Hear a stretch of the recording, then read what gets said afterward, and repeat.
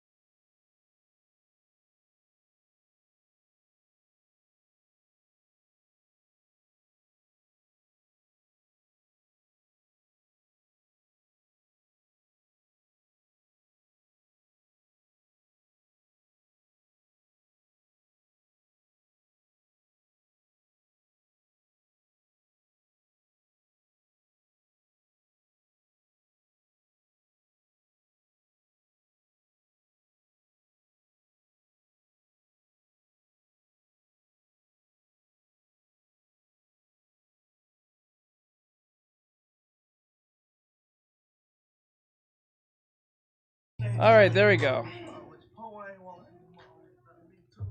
Stream Elements said Artextric is now live. Streaming Hello. art, animatics. Fungirl Fun 2000 said hi. Botrix Hello, official said be a hello, support hero hello. today. By using commands like support. Fungirl Fun 2000 said I can't hear you.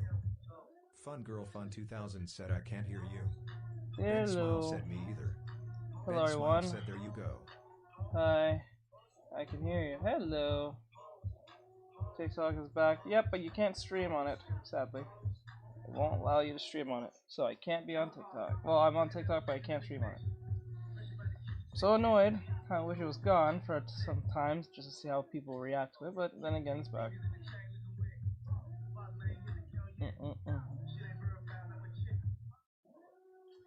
Alright, so while that gets fixed, I'll be streaming over here for right now on the phone. I don't think it's gonna last long, but we'll see. Okay, let's see if I can. The body's going like this. Is that right? Like that. Push this back a little bit. First thing, we need to make sure this is turned like this.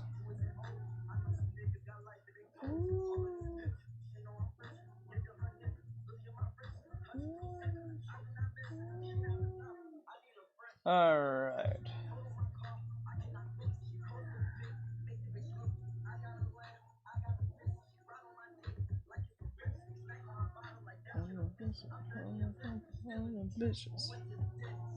Menace.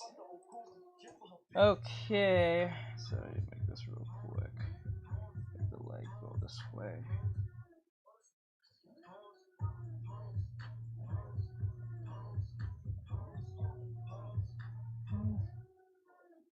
Okay, that's like that.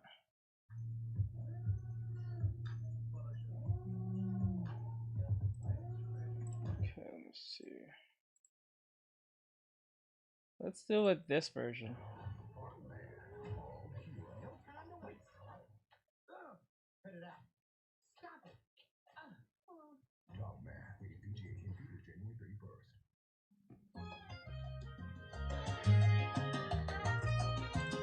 Let's go!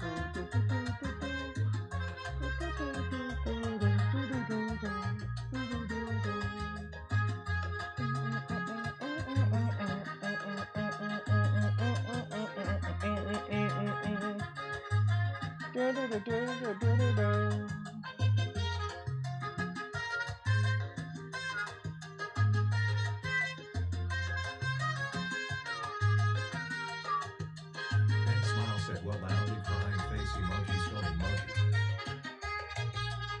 Ben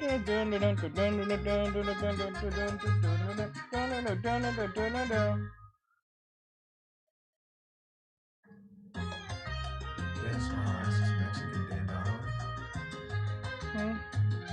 Yes.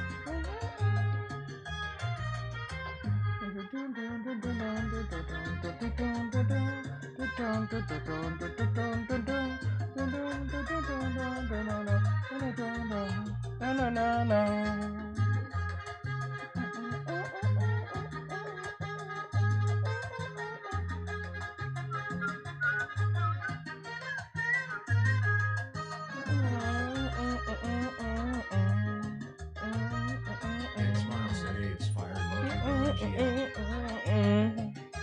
It goes hard. Ben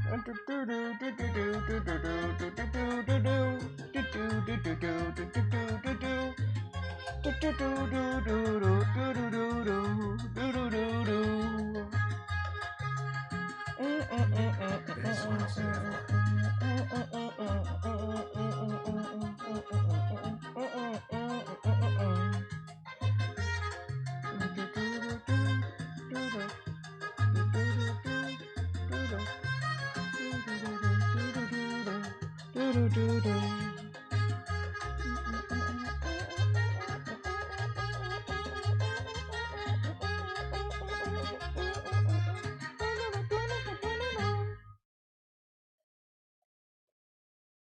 Let me do this one.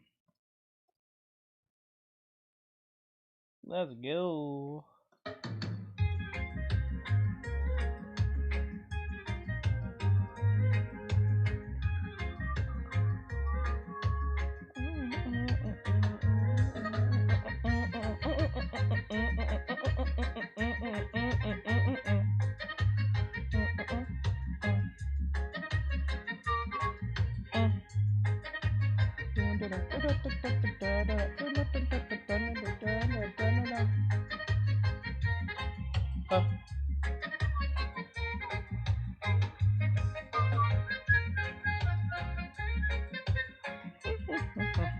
Mono said hello everyone. Hello, Mono.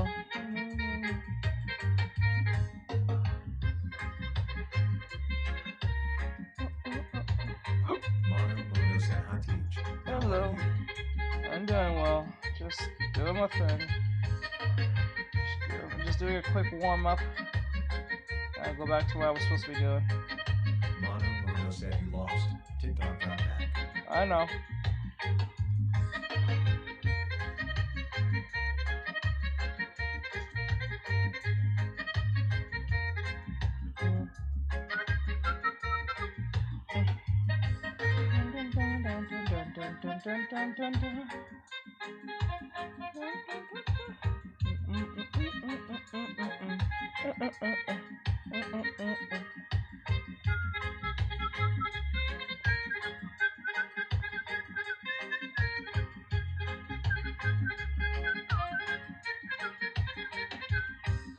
Mono said I was drawing today. I tried lasso fill art.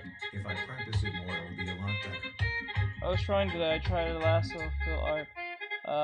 If practicing more, I'll get a lot Mono better. said because the one I did today wasn't that bad. I really think I should go like day after day. I gotta go. Oh, I think it's fine. I think you'll do fine. You'll be fine. You'll be fine. You'll be fine. You'll be fine. You'll be fine. I know it's been probably some time since you drawed, so I'm pretty sure you'll be fine.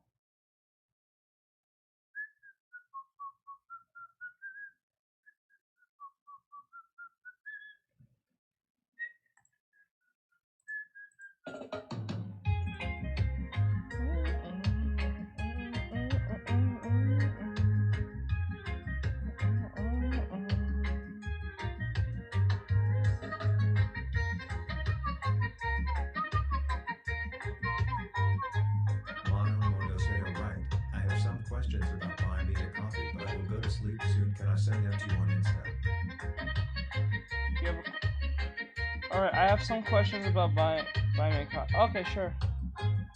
Yeah, sure.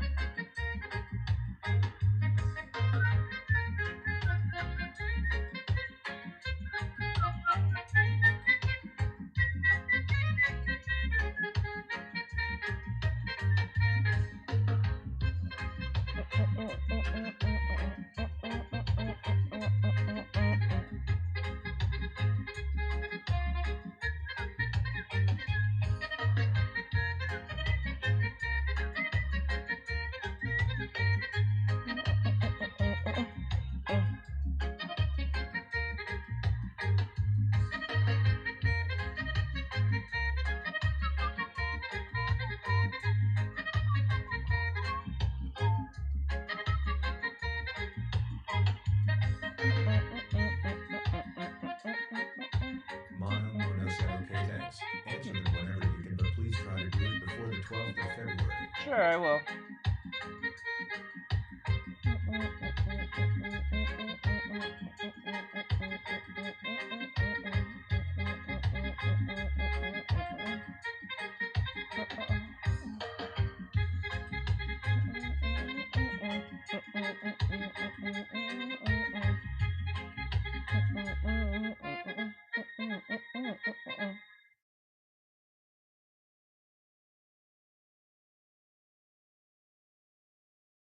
Okay.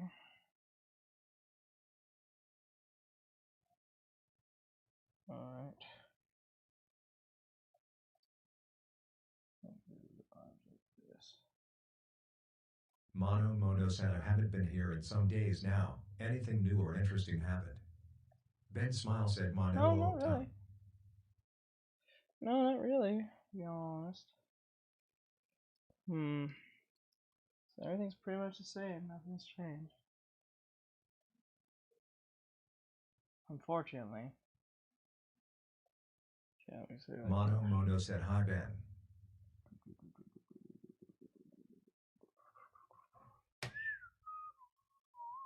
Mike Cass said hi Mono and Ben. Things we can't stream to TikTok. Mono said hello Mike. Ben Smile said yo.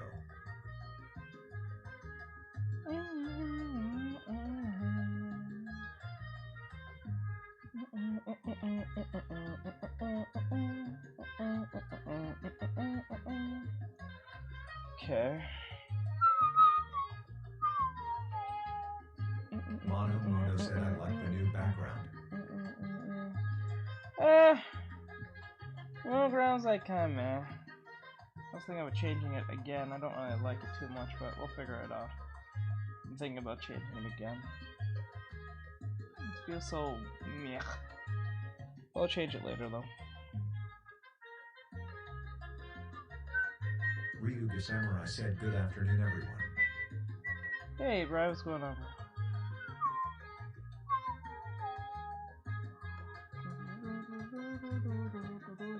Mono said good afternoon Brian.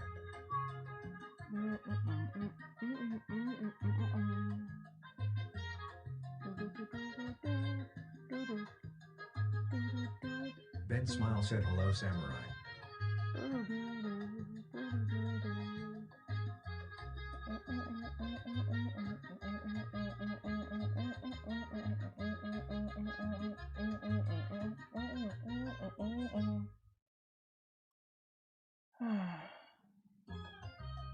Mono said I think it looks good, except the chat is a bit broken.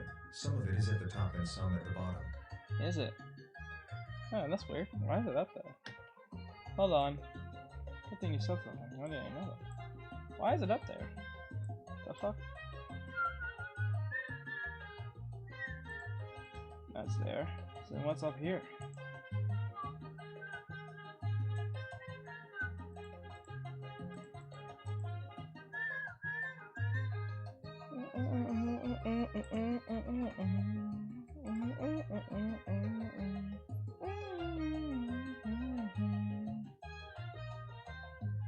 Mono said on the phone yes.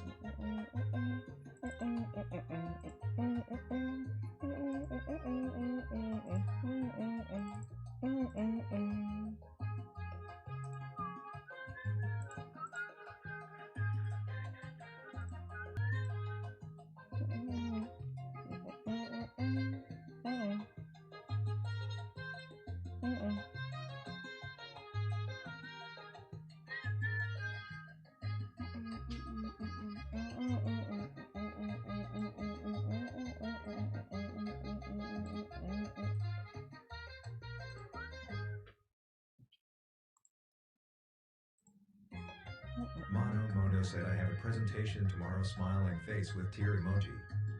Oh no. Oh no, bro. You have a presentation. That sucks. I know how much presentation sucks. I know how you feel. Ryuga Samurai said hi Mono. Mono said and I have to write an essay as well loudly crying face emoji. Oh no. Ryuga Samurai said hi Ben. Mono said hi bro.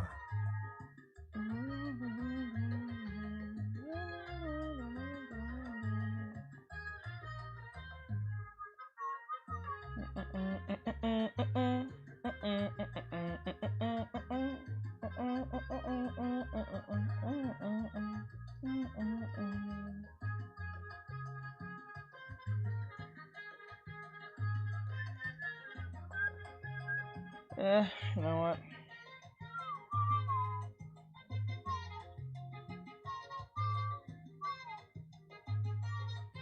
Fine, I'll do this real quick.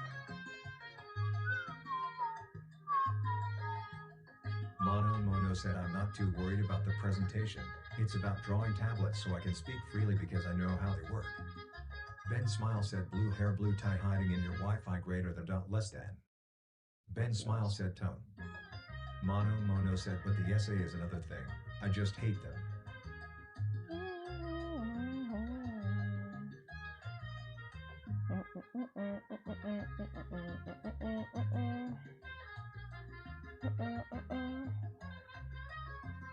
Mono said Ben Smile McCook.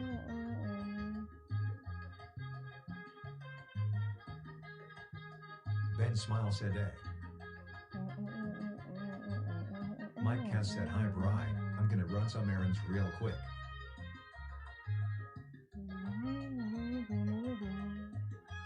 Oh, I have Mike. Okay, there you go.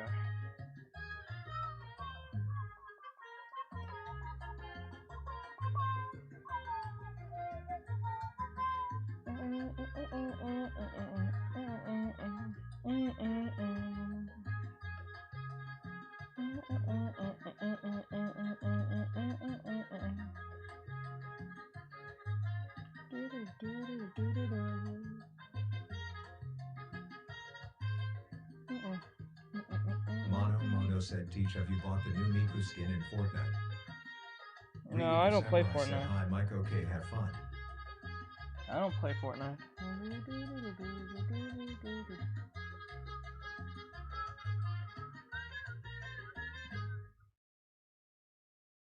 I do not play. Mono said have fun Mike.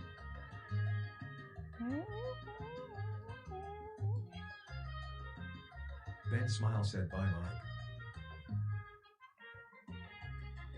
Just to let you guys know, the latest gaming videos out of the montage of Lethal Company is out on the other channel. A lot of people, you are not going to that channel. There's several montages of me playing Lethal Company. Asks you did. Didn't you stream it? No, I'm talking about the montage. It's all edited and everything. The video's up there. The video's like 6 minutes or something. I made them small and bite-sized pieces of montages of funny moments. No one goes over there, and we'd be announcing it on the Discord. No one goes to the Discord announcements.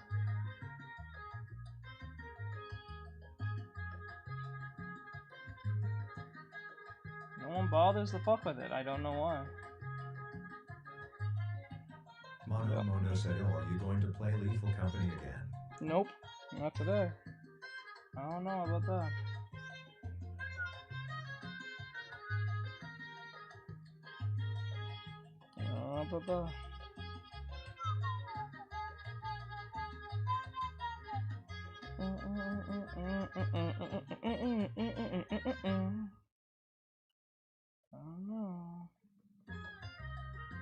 Mono said, no, I was talking about Fortnite. I swear I saw you stream it once. Yeah, I streamed it once before, but I'm not gonna stream it again. Y'all don't watch? Y'all just don't watch. And then y'all be like, I didn't know you play video games. I'm like, oh my god, who doesn't play video games? Like, I don't know who doesn't. Mono said, I saw it on my feed, but I didn't have time to check it out. Yep. It's kind of weird how someone can be like, draw and don't play video games. So I guess that exists, but then again, like, the likelihood of that being a thing.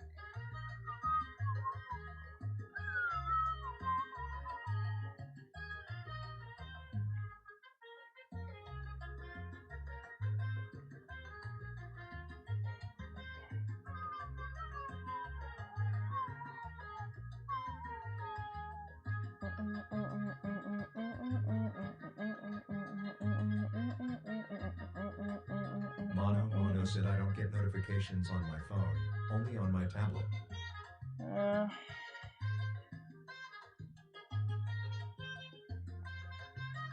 People are in the Discord and everything, but no one interacts with it. I made those channels just for those specific reasons, and no one's going to them. It's kind of weird.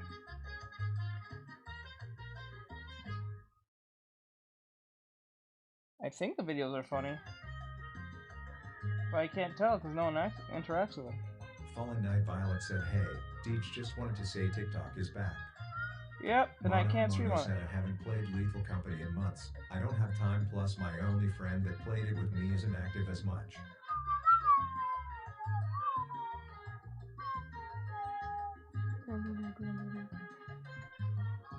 Lethal Company.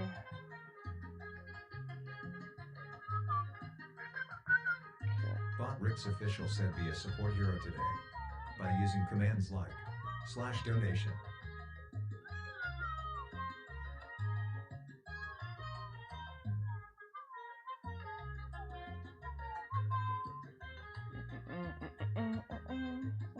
This ear is terrible. Hold on. Fix that. That's gonna annoy me. Mono said I can't play alone. I'm scared smiling face with tear emoji. Sometimes you just gotta play the game alone. Done it several times. I'm not gonna lie, it is nerve-wracking because you're by yourself, but you know.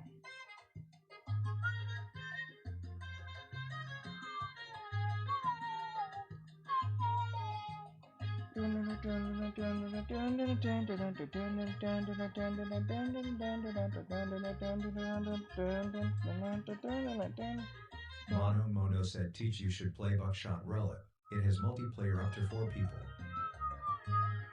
Yeah, but no one watches. I don't know if I should play game anymore. You guys just don't watch. No one watches. I feel like I'm just wasting my time.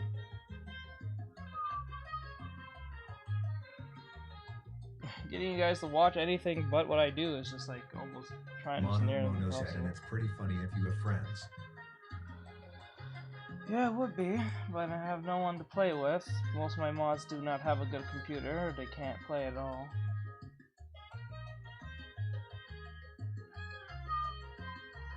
I can't trust people to go on stream with me while saying something insane.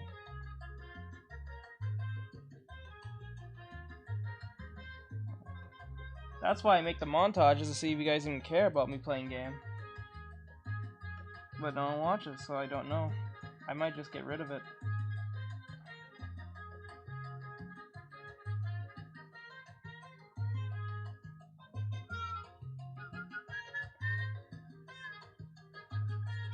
That's just energy and time I'm putting in that doesn't have any merit.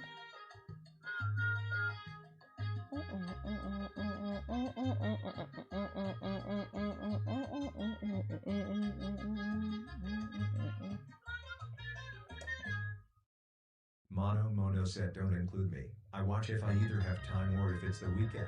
Through the week I can't because of the school. I'm talking about the overall people, I'm not talking about people who interact.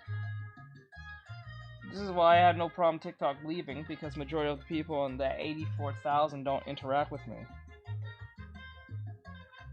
They just don't. I just feel like the majority of them are probably just bots, to be honest. Even when I was saying goodbye, only 2 people sat there. I'm like, bro. This is why this app needs to go.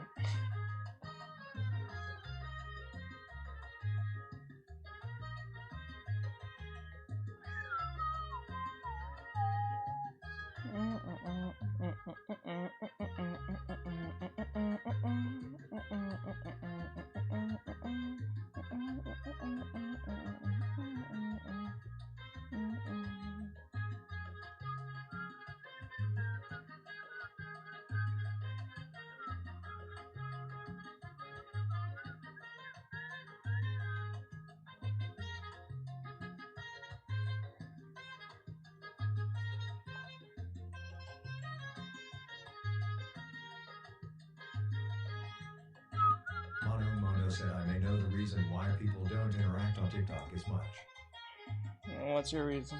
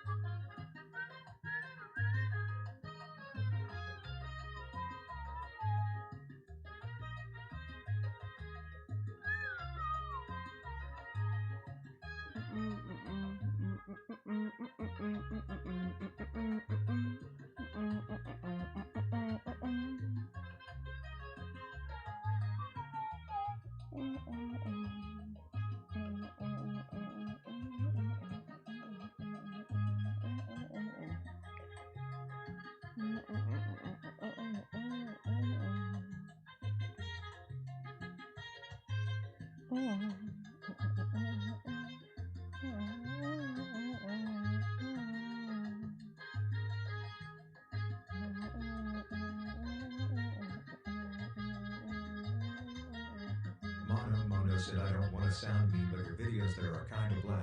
They lack something, and I'm not talking about some gameplay under it. Well, that's what the montages are for, but no one watches them, so.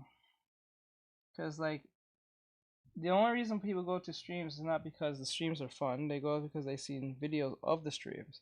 So they think if they go watch the streams online, they'll eventually go and find those golden nuggets of time where something crazy happens, like I show speed in them.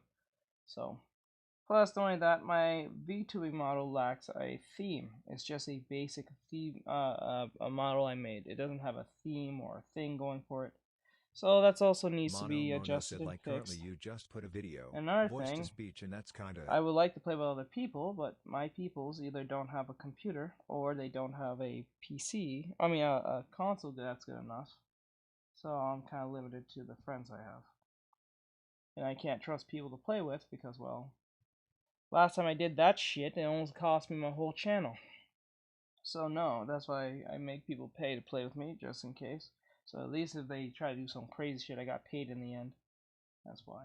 Because I've done that several times and that left many times them saying something insane or trying to troll or whatever the fuck. So I don't trust people like that when it comes to the streams. Just coming on willy-nilly.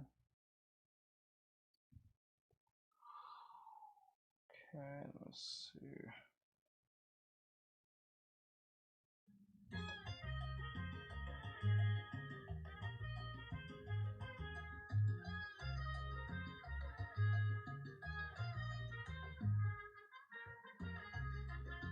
And besides, I'm stopping making those, what do you call it, time-lapse videos.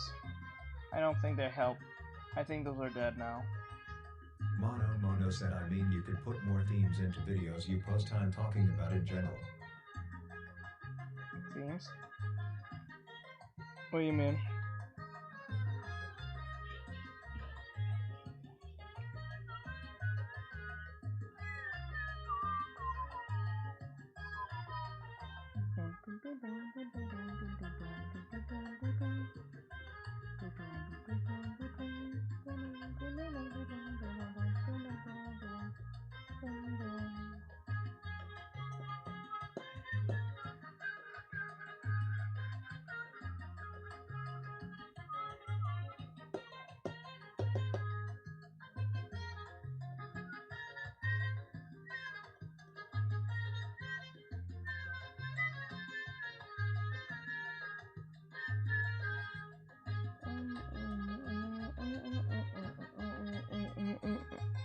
Okay, I think I'm done. Alright, here now. Mono said maybe record your voice instead of using voice to speech. Ugh.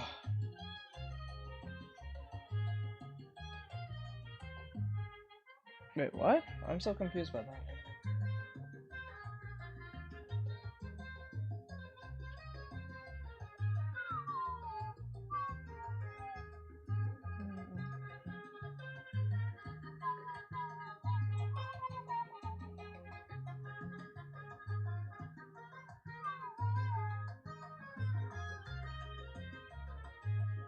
Ryuga Samurai said bless you. Thank you. Mono said I can't really tell what I mean by themes. I should find videos and send them to you. Alright. Mono said bless you. Thank you.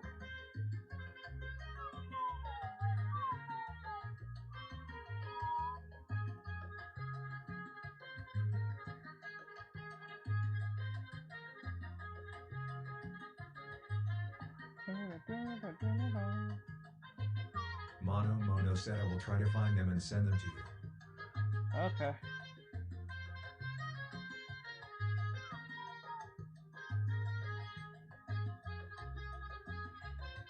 Mono said, but I will do that tomorrow because I'm going to sleep now. Alright, do your thing, bro.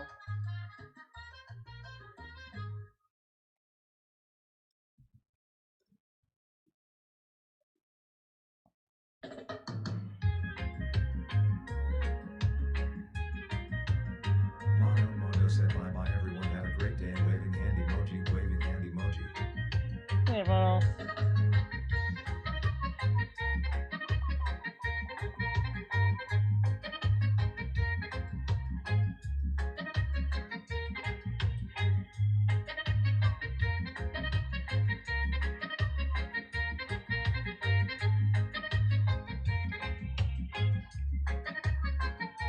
Ryuga Samurai said goodnight, Mono.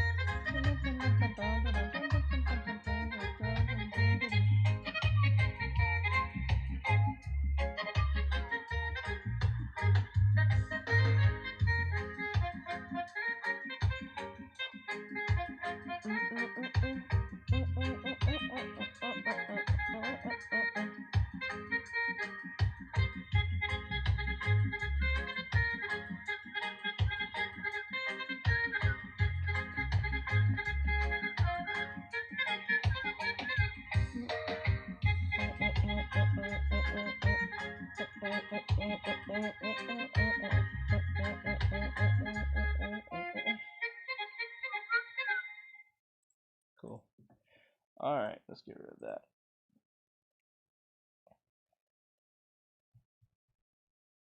Where is it?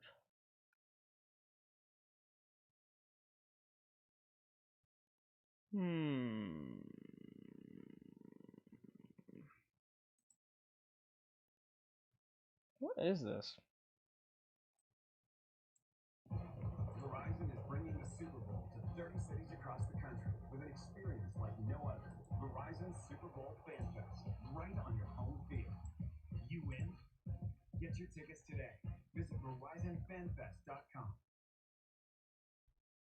Only through Monday, enjoy deep discounts up to 35% off during Raymore and Flanagan's Super Weekend Sale. Or you can also buy now and pay later with no interest financing for 72 months. Don't wait. Super Weekend savings end Monday at Raymore Flanagan. Wait, what? How the hell? Two Free said hi.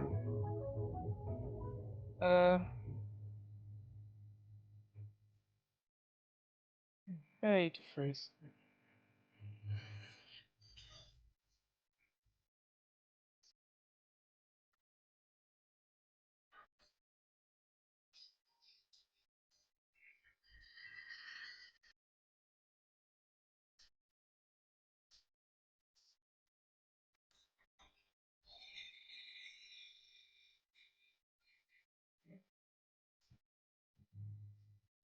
Ryuga Samurai said hi, Freeze.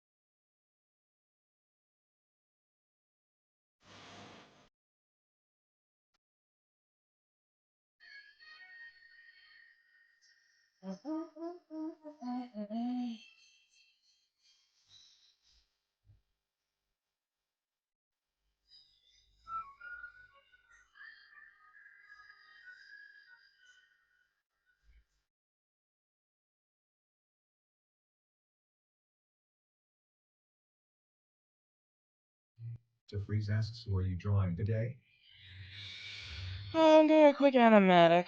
I don't really like this song. This song's it's not a bad song. It feels really generic. Dragon 8. I'm doing a drawing of. I'm doing a quick animatic of. I don't think I'm going to color this. I think I'm going to keep it really simplistic, just to keep up with speed, so I don't have to worry about all that extra quality crap. I kind of want to see the difference if if I were to do the animatics with little to not as much work I have to put in. Will it get the same views if it does? Then I know that I don't have to put all that effort in till later on. I'll probably put in more effort till we actually get some real numbers in. So we'll see. Samurai said, "Too kawaii lol." Too quiet, yeah. It has like a Gundam on it, so like well, not a Gundam, but a mobile suit. But like I don't know. It was just kind of like coming off like really generic, like generic kawaii type stuff. Is like I don't know. It's not bad. It's just not memorable. It just sounds like any generic, not Gundam type anime that's not like on that shit. When the anime starts sounding like that, I'm like, okay, maybe this is not where it better, like, the song is not holding. Like, usually you can tell how good an anime is sometimes by just its music alone. And I mean, music alone, its opening can tell you a lot about its anime, if it's interesting or not. At least interesting. I wouldn't say the word good, but at least interesting. So, yeah. Because, like, yeah. And hopefully its animation will carry it. Each non-binary, authentic, BioWare trim fat without Ozempic, corny douche director. Actually, I'll put this one through, hold on.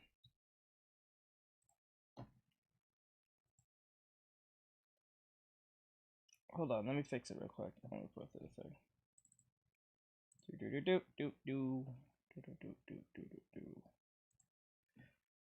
There we go. Let me fix this real quick. I am drawing, so.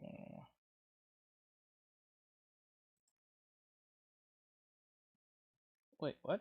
Oh. There we go. And then all I have to do is there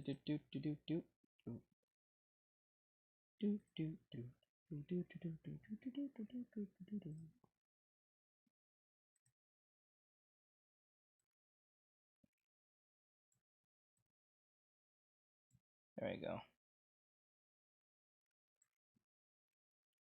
Or so. Transgender, your employment status suspender. Legacy steals from Smash AT 404 integrity. Body type A and body type B declined by the vast majority. Microsoft layoffs, I'm pulling a barb. God of War canceled, Sony starve. Eagles fan is DEI. CDPR a salad guy. 10 years old, you lost the prime meat. Male gaze returns, you can't beat the skeet. Kingdom Come needs to clarify gay, but talking about it's not okay. Chinese help sell American mushi. Walks to the retcon sweet baby sushi. Woke Matasaka overdose on Soylent Corinne the ruler of unemployment. TikTok ban leaves Ryuga zoomers Samurai reeling. said, "Sile." Fun priority means gaming's healing. Everything woke touch turns to poo. So server 2 for Xiao Hongshu. Preachy ugly on my last nerve. Insecure activists against curve. Diverse to you means exclude the whites. Segregate equals safety. That's right. No discussion. They've made up their mind. Same energy for cultures rewind. Polygon trigger trans. They dicks hard. They them forgot not to go full retard. Hello, beta testers. Like, subscribe, and click the join button to support my back pain medication fund, as I shoulder the burden of the gaming industry. Even now, I'm forced to think of they them sliding that fence post out they shill ass. The Dragon Age Fallout following glowing reviews crowning this turd everyone despised as authentic representation. It is representation. That thing's terrible. Waited for damn near a decade, so long. We're about ready to try our own hand at surgery. Slice this sumbitch out, and if we just die from fatal complications, Oh well. that might be preferable to the unacceptable proximity to these lobotomized howlings, these incessant injections that are entirely targeting children, you sick my pronouns are they, them. I always knew my pronouns felt right. I know I could feel safe around non-binary people. Female or male. Oh my god. Come on. Maybe it's not like a gender thing. Maybe it's just that you just don't fit in. You know what I'm saying? Like, maybe that's the problem. You know what I'm saying? Think about it. He said what they all think about. Like, if they're around other conforming individuals, they feel happy, right? When other people who don't fuck with them, they don't feel happy. To me, that just sounds like you just don't fit in with a specific clique. That's it. Kind of like high school, you know? Ryuga Samurai said Lamau. That's pretty much what he is. He just pretty much just hit the nail on the head. That's high school. You know, when growing up, bro, you know what I'm talking about. Like, you had the cliques, you had the jocks, the cheerleaders, the geeks, the nerds, all of them. They all had their own specific clique. Maybe the problem is it's not a gender thing. Maybe it's a I just don't fit because, well, I want to fit to nearly every demographic possible so I can feel seen. And when people deny me, I have to re-up and then start screaming and yelling and calling for HR and all that stuff. So you must accept me no matter what. You must accept my faults, problems, and all that stuff no matter what. The dogs on their hands and knees consuming the slop that we decide is to a preferable taste remind themselves that those guys are the majority audience and they will cater or perish. And if this bone is not to dogs' liking, they can bend over for another bone or get out of my industry. Interesting that you must think identically to have an in at the award show that's acknowledged by Destiny. Ryuga Samurai said, yeah, just stay in your group. Yep. Makes no sense. Save whatever omissions make their side's narrative look good. We wouldn't want something compromising your dumbass argument, especially not contradictions that you manage. There's no time for sugarcoating from people who will grant you kindergarten treatment and soft voices because these entities know better and in this way cannot earn charity, not from people like me. I brought up Laura Fryer whenever I was on Hypno's show to point people in the direction of someone that the dying media will actually acknowledge when they repeat conversations that I've had a year ago. So to see people wasting time with petty Puritan zealots because the attention-starved thoughts that have made their entire online sona a Boogie 2988 pinata that you can't resist grabbing a bat to thwack. Here I am, excited gaming can get darker, gritty, and real again, and also happy that you can hold hands in games like Flotopia. You have zero idea how much sensitivity has robbed from this space, and I won't waste time explaining it because as a black man, I know people need to hear it from Whitey, and quite frankly, I don't have the crayons, finger paint, or picture representations to show you the transdrogenous uglification and how deliberate it is. My warning to everyone is that if you keep this queer garbage up, everyone will stop listening to you because the Christian tier cringe isn't your brand, and people wanting that entertainment can find a much better version of it from the Zoomers that are readily available to rhythmically chimp out and break their keyboards on camera whenever people desire. Do not be tempted by stupid bait. They're wrong. They know they're wrong. You know they're wrong. Prove and move. Without These mods, yo. These mods, yo. I can't. These mods. They what? Ben What? Smile said BRB in like 10 minutes I gotta eat. All right, bro. Ben These Smile mods. said Tacos tongue. What the hell? These mods be crazy. I see why Marvel's getting mad. They have less attention and they have Damn. less story, and that's why they steal, distort, omit. I'll never get tired of seeing Diabito and Dyed McPiercing in media because I know the best way to reinforce how little Ryuga people find Samurai this said relatable lol. is to It just goes too hard, bro. keep forcing it on the good people. Black and gay ain't the issue, activism is. Woke ain't even the issue. Woke onto compromise. Ben is. Smile said bye. Often it's not that There, it's Ben. included, it's why. As recently as today, pussy channels are still attacking people who dare to have opposing opinions highlighting what is factually killing the industry that losers are jumping up talking about. Oh, Grand Theft Auto should charge $100 and maybe it could save the... And you mean the woke Western industry that you poison Ryuga Samurai with said dang they got bald-headed Goku slop? now lol. Because So, dang, they got Goku now. I bet you that Goku was what was it? It was it was Iron Fist. the eye defending cunts in your cult? Description is hate, disagreement is fascism, and any opposing opinion makes you a Nazi. A sentiment even devs have lost enough sense and professionalism to utter. Oh no, Kael's not diverse enough for the diversity club. And to many of them, I'm no more than a dirty black boy, a criminal.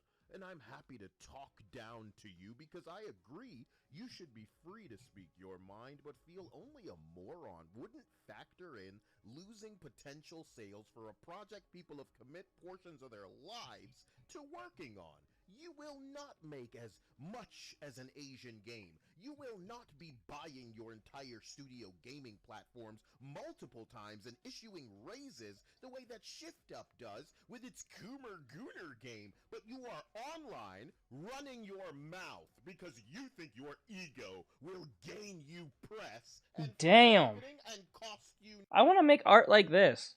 I want to make game art like this for like. I always wanted to work on a gacha game just to see how it's like. nothing. You are less than a boy, an unbelievable fool. And where I was going to play this Kingdom Come cunt lick game, I am not contributing any more attention past this to it. You're a Rachel Zegler. Go fuck yourself. I'm Damn. just one person, and I don't want to influence anyone listening to do anything that they do not wish to, because choices make you who you are. You are special, different, and not because of a pronoun, race, sexual orientation, whatever garbage, shallow fucking bullshit they've been pushing to pander and preach. You will show, you will not tell. I'll clearly have to make myself available as the keep the gay at bay consultant to counter the actually problematic entities and their profit-phobic woke agendas. Squirrel Girl and Luna Snow, nobody knew their names before China allowed them to be pretty and actually profitable. And now since I'm not gonna lie, he's not wrong. Like, if you're a Marvel fan, you know who Squirrel Girl was. I mean, like a legitimate Marvel fan. But other than that, I think Luna's part of the game. I have never heard of Luna Star, or what's her name, Luna Star. I have never heard of Luna once at all mentioned. Not even a passing glance. This is my first time hearing about her. I'm pretty sure she was meant for the game and the game only. But let's just say she was, because I thought the shark was for the game. I came to realize that the shark was actually in comics before, back in 2015, when gaming and comics was going out the window.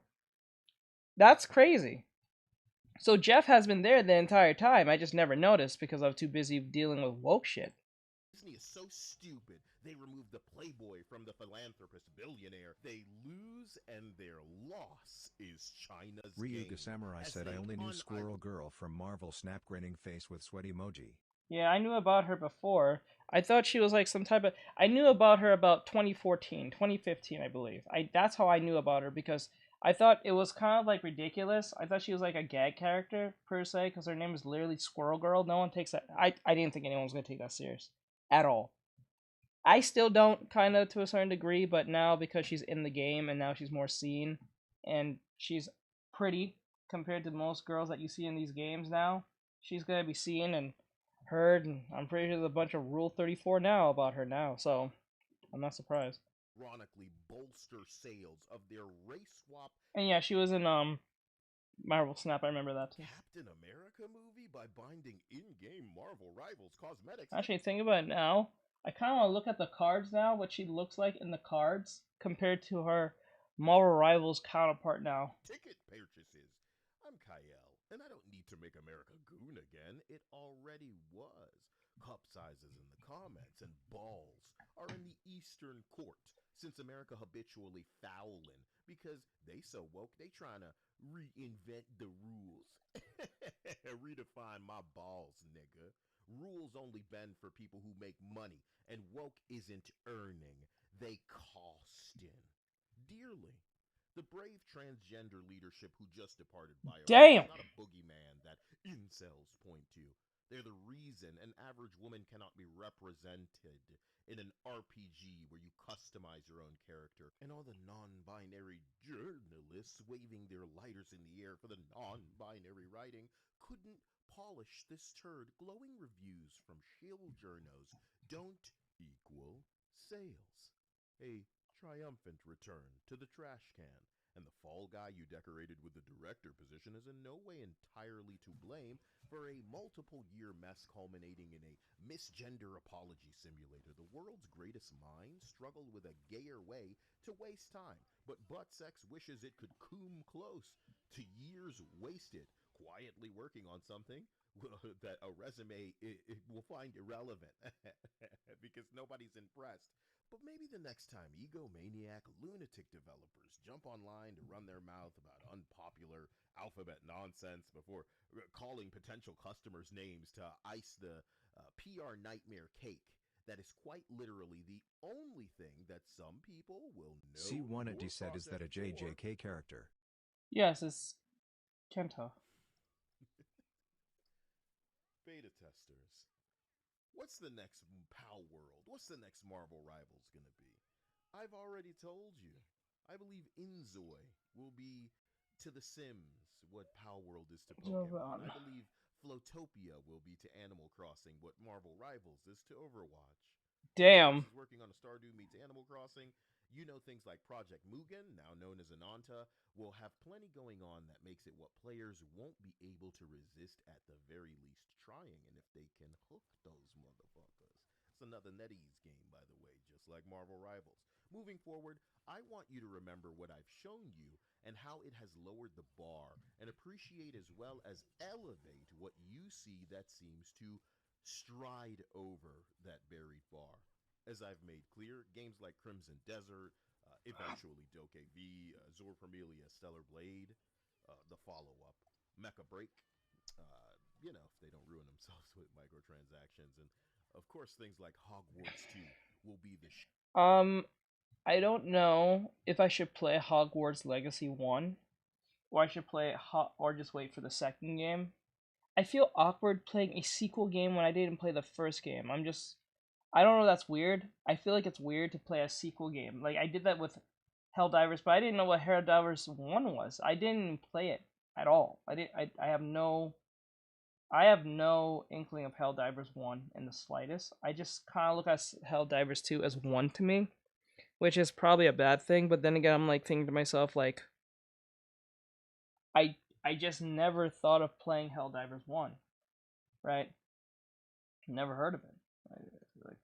I only jumped, honestly, I only think I jumped on the Helldivers bandwagon just because of just sticking it to the progressives. I think that was the only reason. I'm just gonna admit that. That was the only reason. That's it. That was the legitimate reason. I don't know. Ryuga Samurai said play the first one first. If you play the sequel you might get confused. True. And then it might pull a Destiny where you can actually, like, what, import your character? Maybe. You can import your character into the next game. I may have to do that. We'll see. show-stopping itch scratchers that players are really just going to salivate for and then be satisfied and nourished by. But I've utterly lost the shreds of remaining hope that I had for studios in name only, with freshman employees dumb enough to think that they know better than the source material of the long-running property that they're adapting. Suck my balls, bitch. You making a sequel and you trying to remove the dinosaur from Jurassic Park, baby. So rumblings of Microsoft finally feeling the pain enough to allow cross-platform Master Chief Collection, buddy, it's about damn time. Observing how NetEase handles the player engagement of Marvel Rivals is something to behold. I'm excited for, I'm an X-Men bitch, so Professor Xavier, Iceman, Gambit, Cyclops, Jean Grey, shit. They don't have Deadpool, they don't have Daredevil yet. It's going to be something, what I think they should do, of course, is following their Jeff the Shark Splatoon-themed event, they should put some other PvE shit in there. That's really what's going to double the numbers of that game in the way that Fortnite OG and Fortnite No Build brought a whole new audience that's potentially not as competitive as the tryhards reaching Grandmaster without attacking and shit like that. No disrespect. And I'm not saying Marvel Rivals should add PvE just to whip some of that coom into Blizzard's face because, speaking of faces, the forced ugly women in gaming conversation is reaching a fever pitch, with the fence sitters and shills knowing better than to attempt gaslighting now. I guess people are passionate about God, she's pretty. things specifically to Marvel Rivals and Stellar Blade, as they were comparing everything to Concord. And if I may reiterate, the Hogwarts boycotters, mad at what went on to be the best-selling game of that year, are now trying to convince people that bathing suits are erotic and should be banned, mainly because disgusting and unpopular DEI designs, including but not limited I don't understand. They'll sit there and say, okay, make this make sense. And I know this might sound mean, and I don't give a fuck. They'll sit there and say, define a woman. And they said a woman can be whatever you want it to be. Okay, if that's the case, how can you define trans?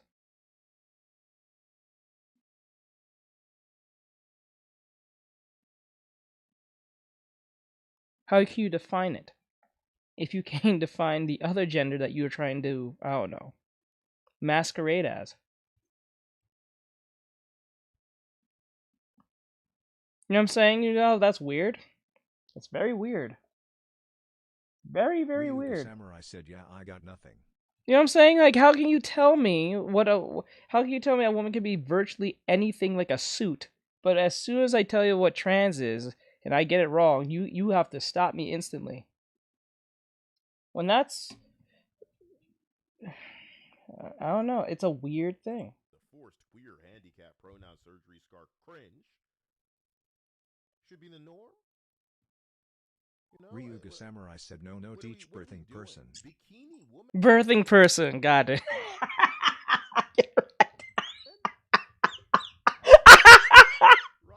You're not wrong. Ubisoft next. All of these, they're all dead. Because woke needs to volition around and find out. Oh, shit. The Marvel Rivals reaction could be any Western games if they actually decided to appeal. But they appeal in the Daddy Larry Fink. So far into bankruptcy you're looking for. I love you all, and these videos could go on forever. And ever, and ever, and ever, and ever, and ever. Not mentioning, get into the streams.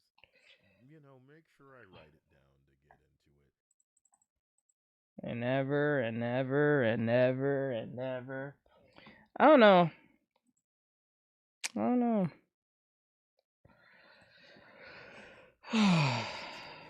know what lurks in the darkness. Kobold Press presents Monster Vault 2 with new monsters, templates, and combat options. Speaking of that, Monster whatever. I was thinking, I've been hearing good things about Monster Hunter. Is it worth it? Is it worth it? Is it worth the jump into Monster Hunter? I wonder.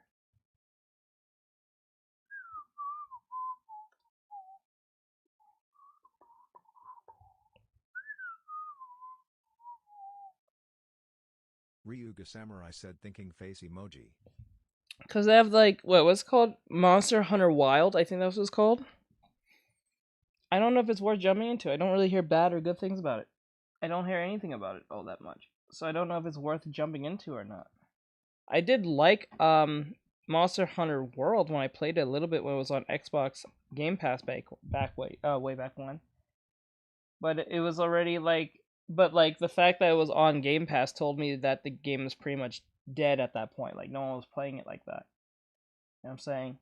So you couldn't, like, party up with people the way you wanted to because, like, everyone was kind of either off the game or you was too, I don't want to say too low of a level to play with, but it just didn't feel like a lot of people were on. I don't know. I don't hear much about it. I gotta do a review then. We'll have to do a review after this video. Yeah, we'll do a video. We'll do a review after this video. See what people say. Hey guys, welcome back to Clownfish TV. This is Neon. I am here with Geeky Sparkles, and we're gonna talk about Disney desperately trying to get you to go to Captain America: Brave New World opening weekend. Ryuga Samurai said, "Yeah, let's do that." Yeah. Playing the popcorn bucket. Well, who really play the popcorn bucket? That was Regal Cinema. Look, I'm not against listening to virtually anything, because I'm very diverse in what I listen to. I just try to keep it in a certain theme when I'm streaming, but I have no problem looking at other things if possible. Video game card. I'll watch anything. Because you can get the special deal, but you have to hurry, because it's only available opening weekend only. Opening weekend. Now, look, to be fair, this is not unusual. A lot of movies do cross-promotional stuff, like if you go opening night or whatever, you get like an action figure or commemorative thing, or what I'm saying, like they do this, but I'm not sure how this movie is tracking. It seems like it's tracking downward. I don't think a lot of people are excited about it. I could be wrong, but I'm just not feeling it. I mean, this movie's been pushed back multiple times. McDonald's, they had the toys like 6 months ago. Yeah, I think people just think it already came out, Yeah. They still do that? They still do kids meals? Like, they put toys in fucking kids meals? I thought kids meals, like, changed now. I thought they don't put toys in kids meals. They just make it for, like, the food for kids and call it a day. I didn't know they still put toys and shit. Remember back in the day in commercials, they'll show, like, a commercial of, like, what toys they had to sell for whatever movie or what, like, popular show it was on. Like, it was usually a movie. But, like, I didn't know they still put toys in kids meals. What the fuck? Maybe I'm just so gone from reality at this point. I don't know what's going on. Like, am I crazy? Am I just the only one who thought this? I didn't think they still put toys in kids meals anymore, like in Burger King. Ryuga Samurai said, "I haven't had one in decades, lol." Yeah. I didn't, because, like, even when growing up, they had a commercial. Like, remember, like, I think the last time I saw, like, any commercials that was, like, representing, like, a movie that was popular with children was probably SpongeBob. Not the more, like, the last time I saw, like, a movie, I think it was the first SpongeBob movie. Ryuga Samurai said, "When have you watched TV?" You know what? You're asking a good question. When's the last time I watched cable TV? Like direct TV or even cable, like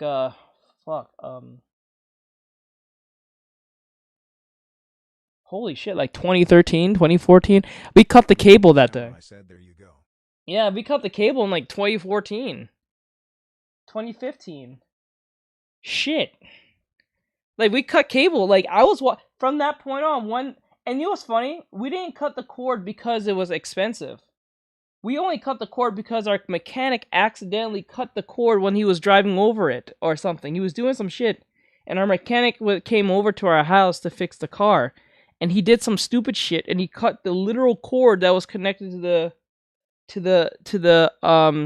was that our mechanic? Either it was our mechanic or my dad.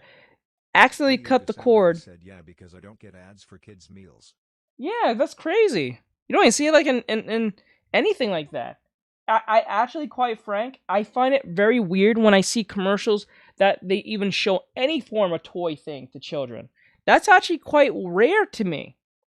Like, I think the last time I saw a commercial that was representing a toy, like a retailer, was like, I think it was some type of Polly Pocket thing.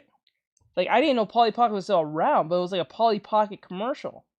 No, this is not like I went to watch those old YouTube videos with like old commercials, like nostalgia stuff. It was literally a commercial of like selling a some type of doll to the little girls.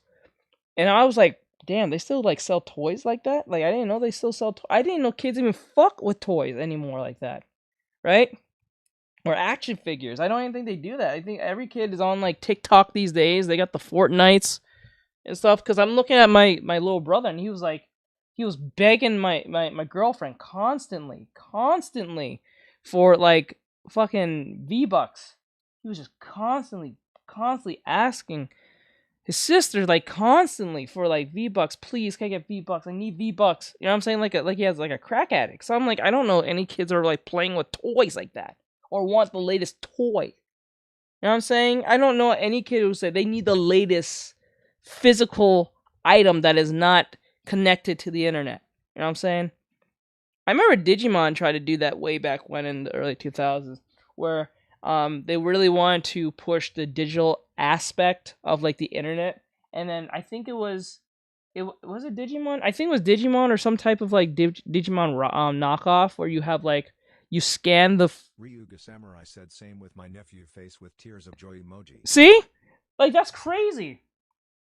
Like I remember the last time it was like this knockoff Digimon thing. I think it was Digimon, or maybe not. I think it was a knockoff Digimon Pocket Monster game where you have this like, it looks like a Digivice, but you go to the store, right? And you can scan the code, the QR code of like any item, and then you get a monster out of the QR code. And it's like this little virtual pet thing, and then you have to take the code, or you take the Digivice, the fake Digivice thing, go to home, plug it to your personal your PC, and then you go on the website and I think you download it, and then you get to play with your monster on the computer on the browser or some shit. It was the most elaborate thing. It was the closest thing to like a Pokemon Go in the early 2000s. it was like, when you look at it now, it's like, shit, bro. I'm surprised that they never really played on to that concept a little bit longer, but you know, it is what it is now. Shit. Damn, I haven't seen a commercial for a kids meal in decades. That's what happens when things get delayed and reshoots, and then there's room. Everybody knows about the reshoots and stuff, which doesn't bode well. And beyond that, it looks like another Disney Plus show. Just a big screen version of it.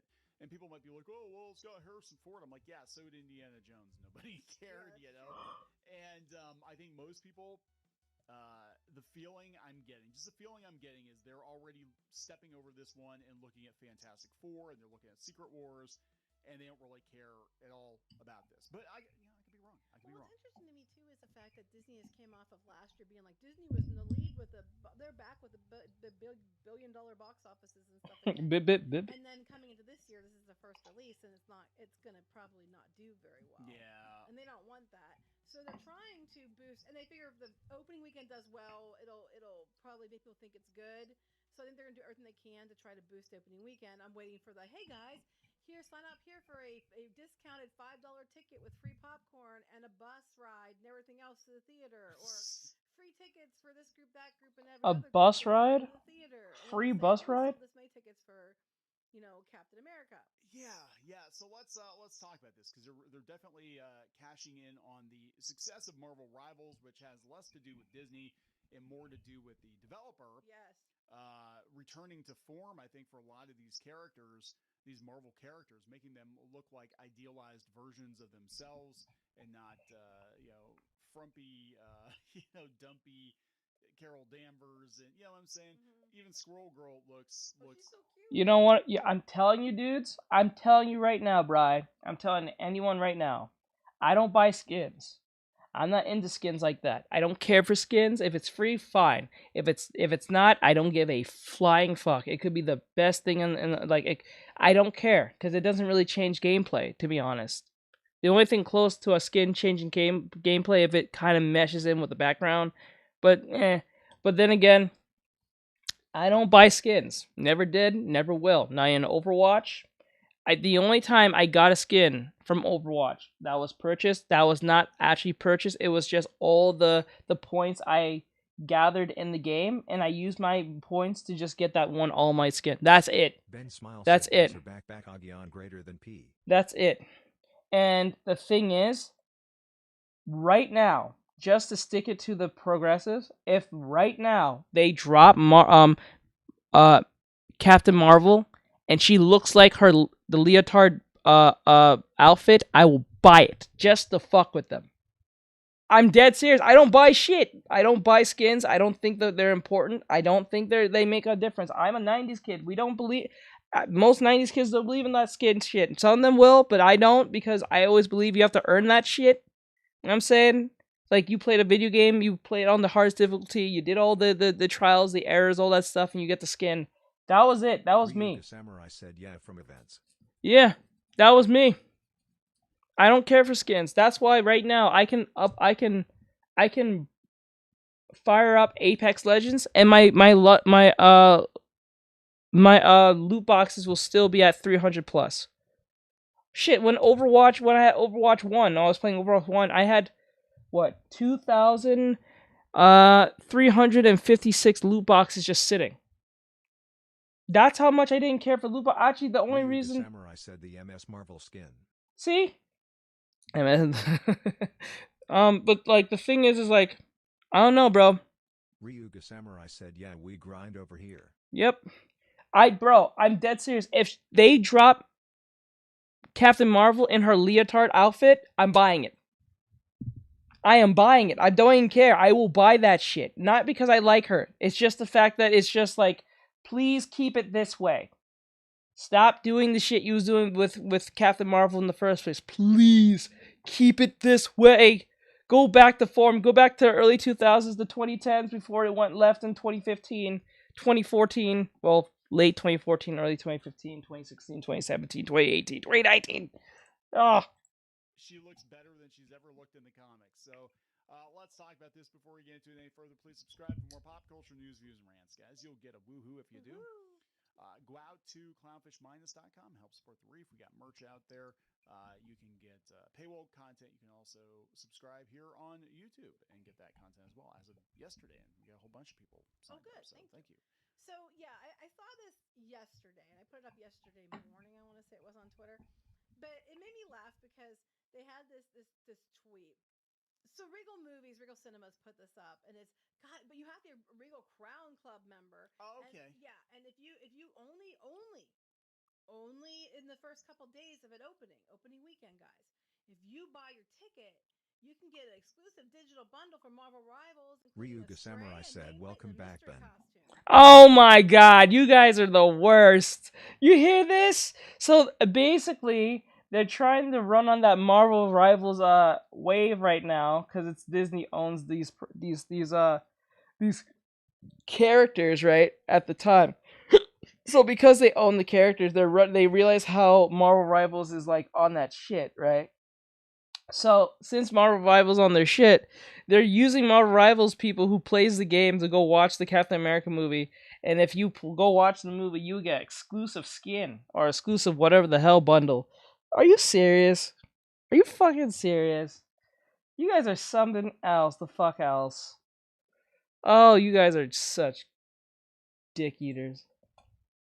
I think the mystery costume is probably Valcap. I don't know. I'm just like, you get a nameplate, a spray, which I think this is the spray, and all that. That sounds cooler, Falcap. I'm like, really? And it's only for the opening weekend.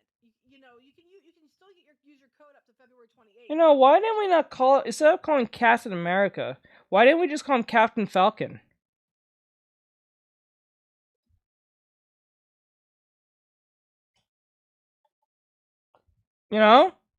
Does that sound too stupid? I don't know if that sounds stupid. Wouldn't that make more sense?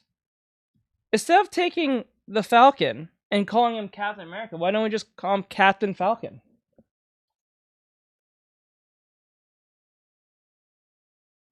You know what I'm saying? It's kind of like the situation with the whole Miles Morales problem.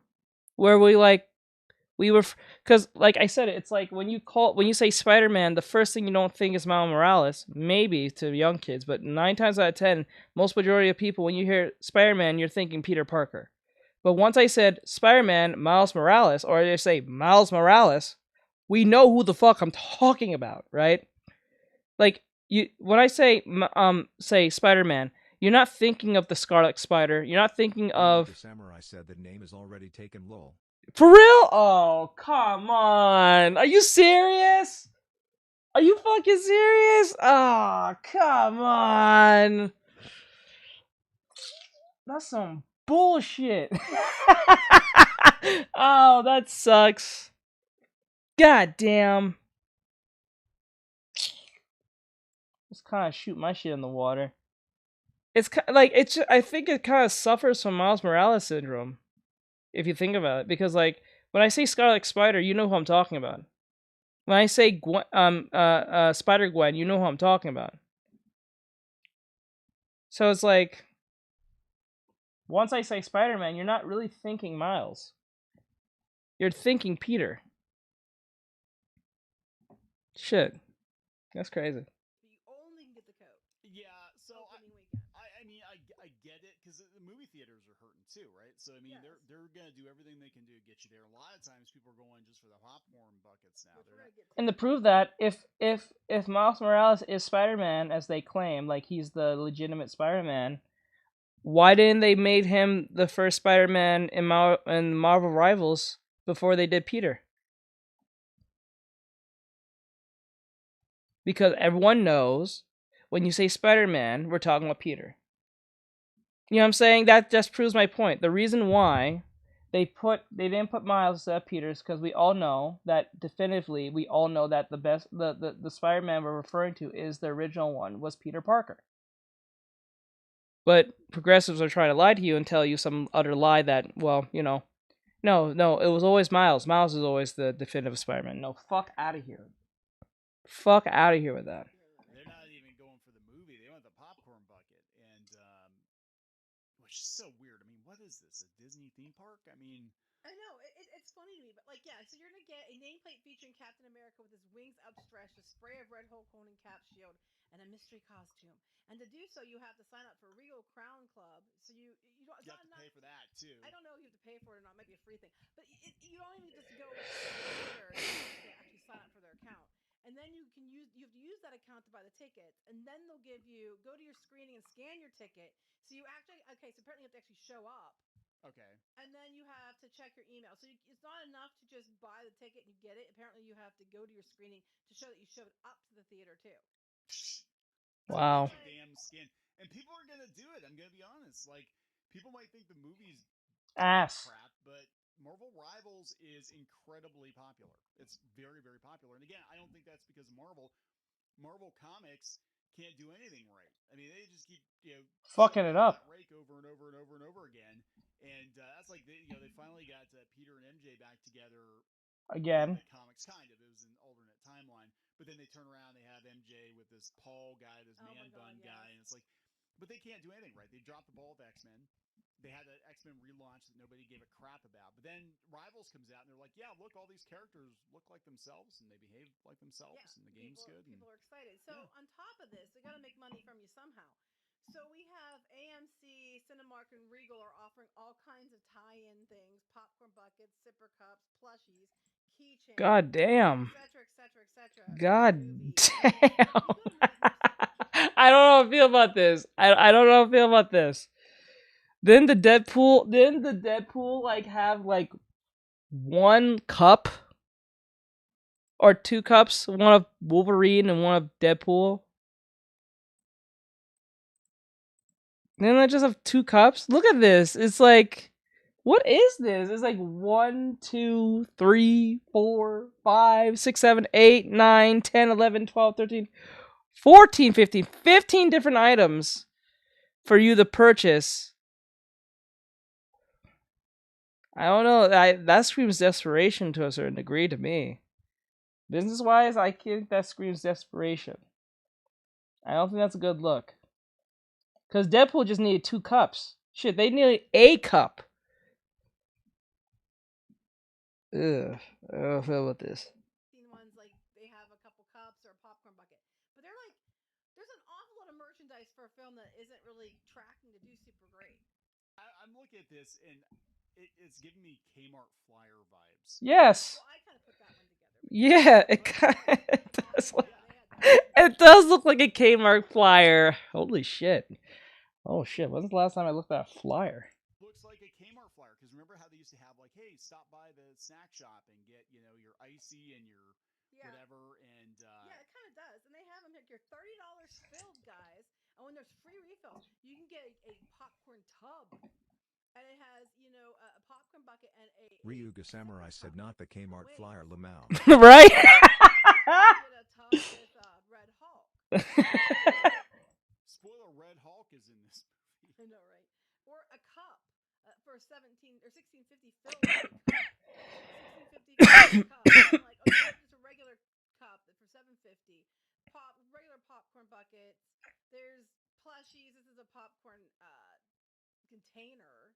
Okay, so it's like a traditional popcorn bucket. So the popcorn comes out of his head. Okay. Apparently. Well, I have a Wolverine. I can't say anything. Right, I know, but I'm just saying at least that movie had an audience. But then you come down here, and then look at the popcorn. Because there's a Red Hulk popcorn container and a Falcon popcorn container, and that one I think is for Regal. Okay, oh my god. Pushing Red Hulk. They were hiding him, and now they're really pushing the Red Hulk. And what you're not seeing is what's his face, his sidekick, or any of the other the Israeli character. You're not seeing her at all. No, they're pushing these two. Yeah. So then they're gonna have they have sipper cups with them on the top, and then they're gonna have special, they're gonna have caramel popcorn and spicy popcorn, chicken, blue raspberry and cherry ices, because red and blue, ha ha ha. And that's Cinemark. AMC has a collapsible Captain America popcorn bucket. There's a better picture of it here. I guess IMAX is going to give you a keychain, and then there's different drinks and foods and special popcorn. $20 box of gummies. So they're just desperately trying to get everybody in there. Regal, Cinemark, AMC. I'm sure other theaters will probably get some stuff too. Usually you have one popcorn bucket, maybe two, but now they've got 3 options here and special food and drink cups. And I was like, if it was Deadpool Wolverine, yeah. I mean, this is like this is where we're at with nerdom right now, where it's like, oh my god, guys, popcorn buckets and Funko Pops and skins for the video game. It's like, but only if you get the skins only for Ryuga Samurai said, I know this finna be expensive as hell. They know that they're gonna get as much. No shit. You're not wrong. You are not wrong, bro. It's going to be expensive as shite. Disney playbook play here because they know they're probably not going to get this massive audience and ticket sales, so they're like, well, we'll just juice every person for 3 times as much money. Yeah, I don't know. I mean, I'm looking at this. I'm like, are people going to be confused? They go see this movie. If they haven't watched the Falcon and the Winter Soldier, they're going to be like, hey, yeah, why is Falcon Captain America now? And where's actual Captain America? Well, I mean, I know. But the thing is, that's something that we mentioned before in other videos. Okay, I'm confused by this. Maybe Bri can tell me, because I didn't really bother to look myself, but, Bri is my go-to guy if I don't know something. When it comes to, anime or comics.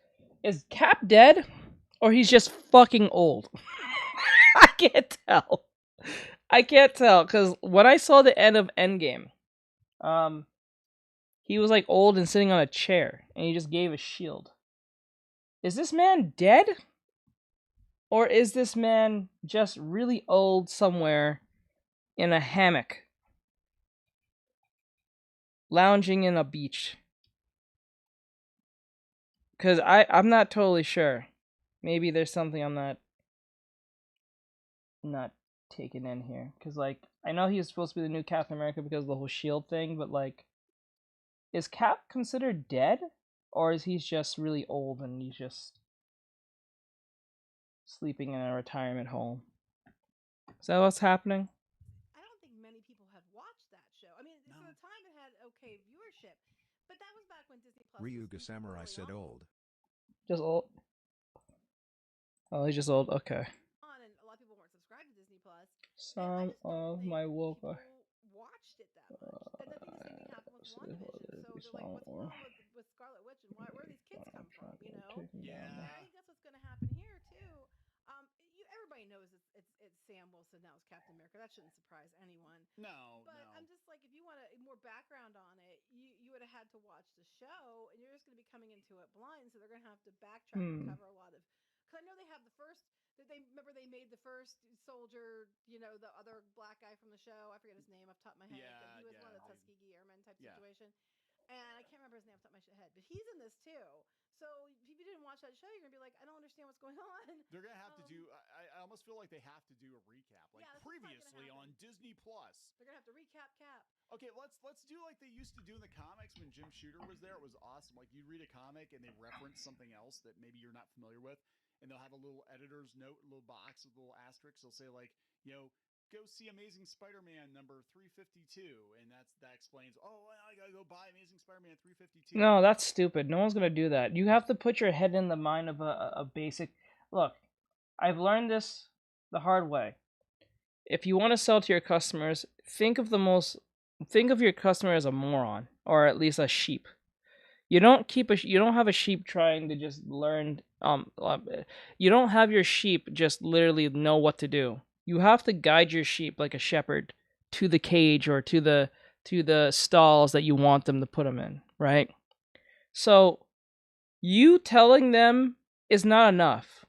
You have to give them a legitimate reason to go and buy that particular thing, so they need to know what's going on in this movie. I think the worst thing that Marvel has ever done, the most dumbest thing that they ever done, didn't think through on this, is that they literally made their Disney Plus place a second piece of homework for majority of most normies to be interested in their movies.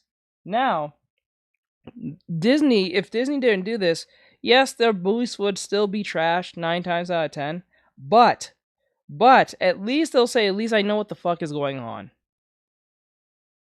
You know what I'm saying? That's where they went left. They got too close to the sun, thinking that the whole streaming thing was going to save them. That went left because they got greedy as fuck and didn't just stay on Netflix.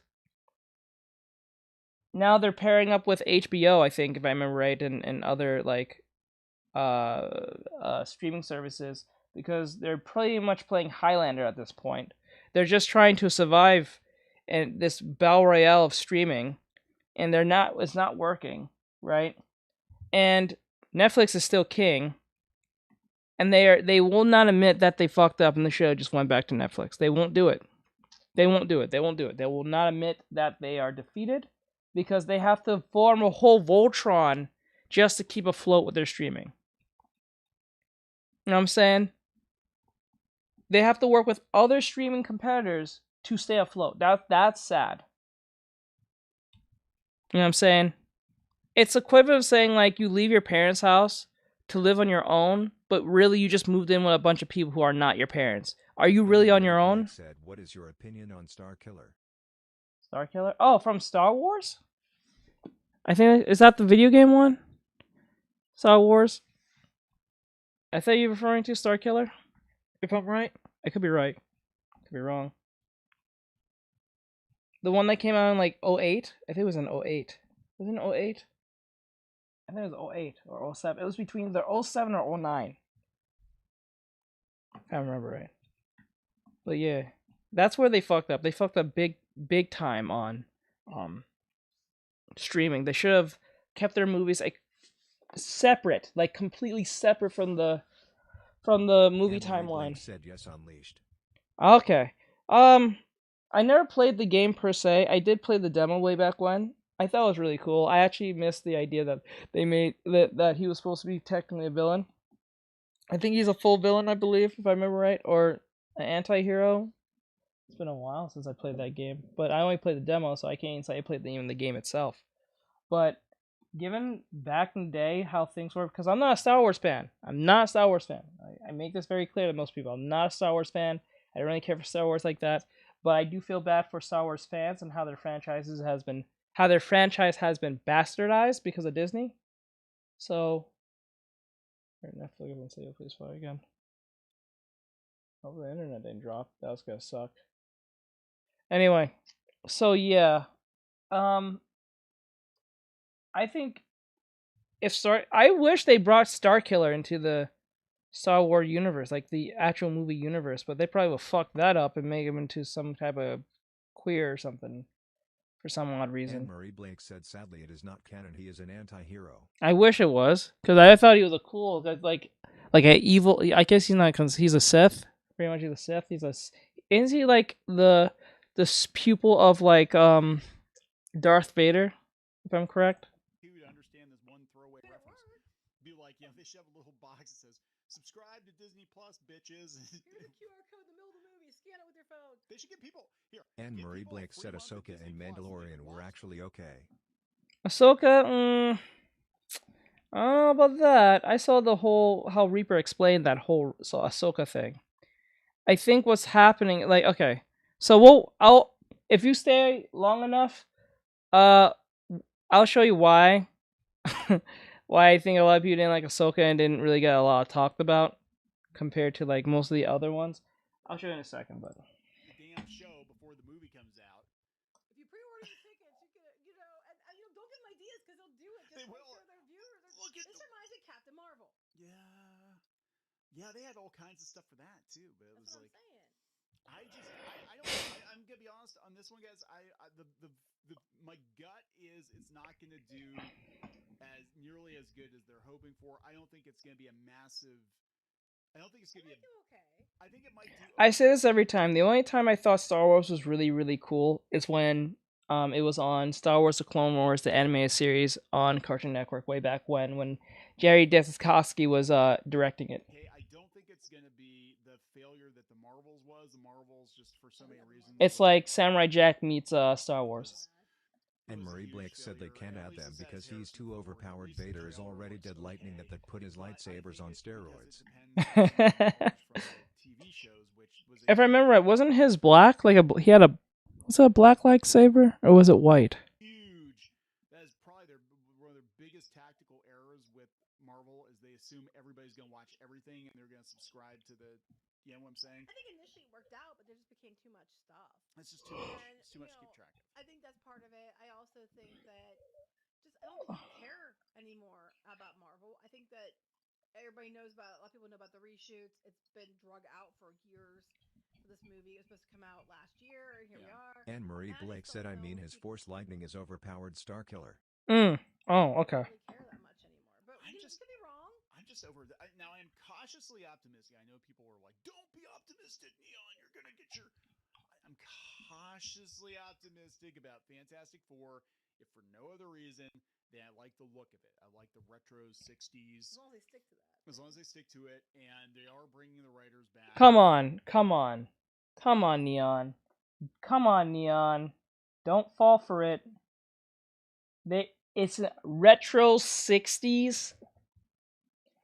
The retro 60s? Come on, you don't think progressives are going to try to jump on that? They don't get a chance to talk about some type of racism somewhere down the line?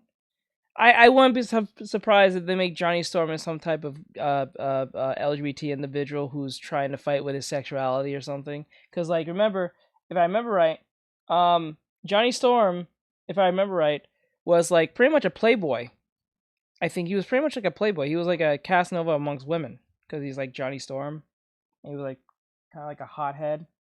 They even presented this back in the old movies with Steve Evans. Chris Evans. When he was playing as Johnny Storm way back when, before he became Captain America. So I will be shocked if they don't jump on either the sexuality of Johnny Storm. They probably make Sue Storm the girl boss. Reed Richards is a bitch. He does whatever Sue tells him to. He's probably a cuck. And I know he's played as Pedro Prestel. Prestel? I can never say his name right. Pedro. That dude's a cuck too. Like straight up. He plays a lot of characters that you get cucked by. It's kind of wild. I don't know. And then the thing will probably be some type of allegory for trans ideology somewhere down the line. I'm sorry. I know this sounds really mean and mean spirited, but it's not against anyone who are those things. It's more against Disney because Disney did this. This is Disney's fault, not the people or the archetypes I'm talking about. It's not their fault. It is Disney's fault for allowing this shit to be such a prevalent thing that you can pretty much predict this. You can predict this shit at this point now. It's not even like, oh, I'm just being an ass. It's literally, you can probably predict that in some form, and what I'm saying is not too far off what I'm it's like what people might think if progressives were still like in charge, if they are in charge. Because remember what Neon said thousands of times, most of these movies that are still woke are only signed off years ago. This is not happening like in the moment. These are like signed off years ago, and most of the progressives and even some of us believed that Kamala Harris was going to win when we fucking saw Trump one. Was like, yeah, let's go, right? Now, remember, the Fantastic Four movie was already mentioned a year or two ago, and we were still doing the whole, you know, Biden not knowing where he is and Trump trying to get onto the campaign and all that stuff. You know what I'm saying? So the fact that this movie won't be woke will be almost impossible not to believe it's not. Just because of the time frames. Because remember, most of these people are pivoting back to profit. Fucking Zuckerberg's kissing on the ring of Trump. Every other Coca-Cola's going for Trump. Everyone's going to Trump. TikTok's going for Trump. Everyone's turning to Trump's side right now because right now that's where the wind's blowing. If things went down Kamala Harris, this movie will be so beyond woke. They don't have to do no damn reshoots. If anything, if they have to be told to do reshoots, they'll go say, go fuck yourself. This movie is going to be the greatest thing ever. It's going to shoot a message to them damn conservatives or something to that degree, right? So it's not evil for me to make what I'm saying. It's just kind of expected at this point. I'm just literally stating what everyone's thinking. Watch. The thing will be Blink said, oh yeah, I checked Star Killer lightsaber actually changes, but it is red or blue in Zovers. Oh, it's red and blue? I thought it was just, wait, hold on. Red, blue, and Xovers. Oh, I thought it was red, blue. I thought he had like a black or a white one, but I guess I'm going crazy. But yeah, I'm just saying, like, the thing will be a trans allegory for not being able to be happy in one. They would try to do that in the old movie. Johnny Storm will be fighting with his sexuality too, somewhere down the line. Sue Storm will be a girl boss, and we'll have to listen to her, and she'll be the smartest person on the team. She may not even use her powers half the time. Samurai said, lol. Reed Richards will be a cuck bitch. Blake said the Darksaber Kyber Crystal was a bonus content if you got to a certain part in the game. Oh, okay. So I probably only saw someone playing on game when they had that then at the time. Okay, so that's where I got that confused. Because I know there was a black saber in the Mandalorian, but I don't know what was the lore behind that. I think you have to watch the show to understand what that meant. I don't think it was even like a lightsaber. I think it had some type of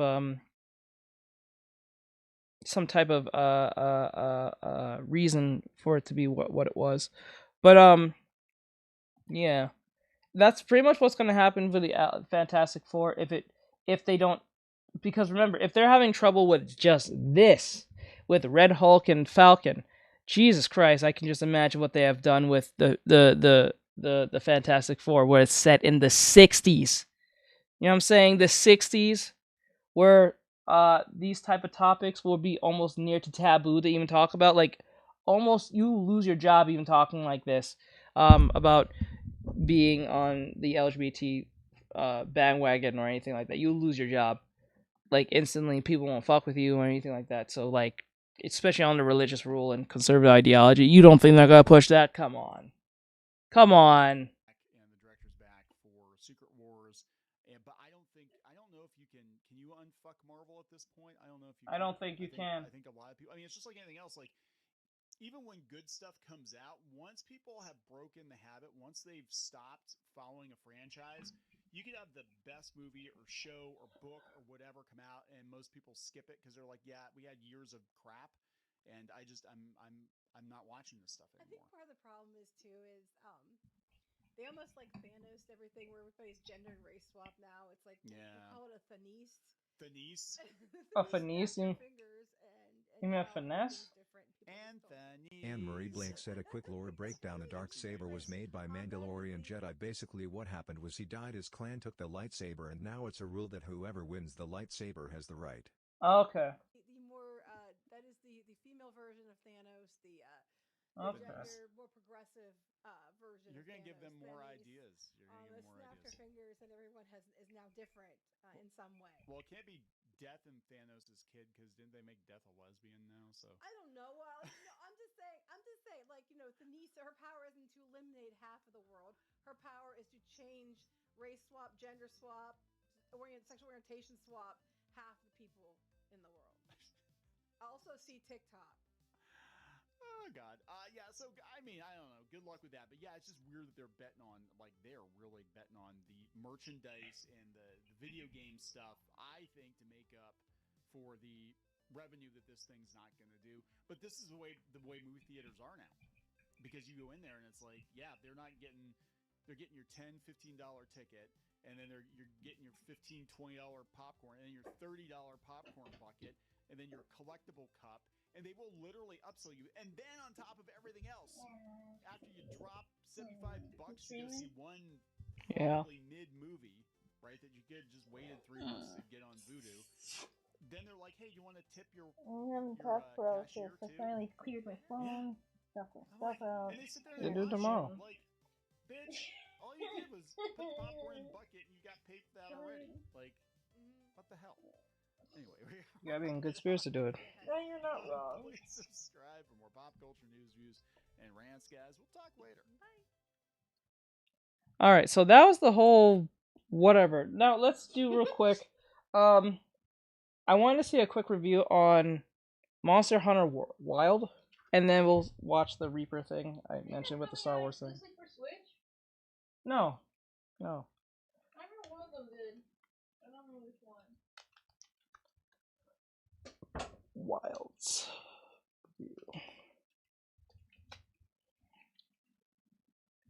I'm not listening to no IGN. You go fuck yourself.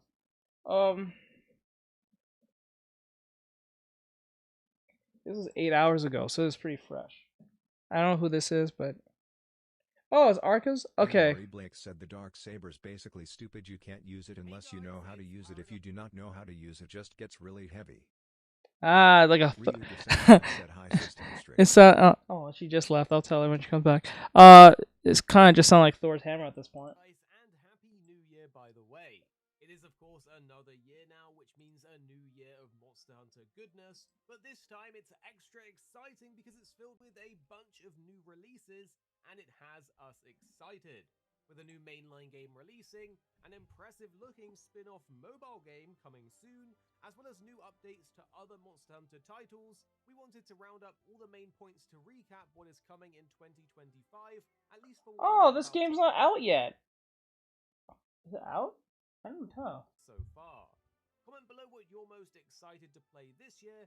Obviously, it's Monster Hunter Wilds for us, but remember there's a ton of bangers releasing outside of the Monster Hunter space, with things like Grand Theft Auto 6, Ark Raiders, Borderlands 4, Crimson Desert, Death Stranding 2, Fable, the new Elden Ring Night Rain game, and even more. This is an insane year for Wait, did you gaming. say Fable? In this video, we're gonna oh wait, yeah, okay, yeah, I remember. Gaming.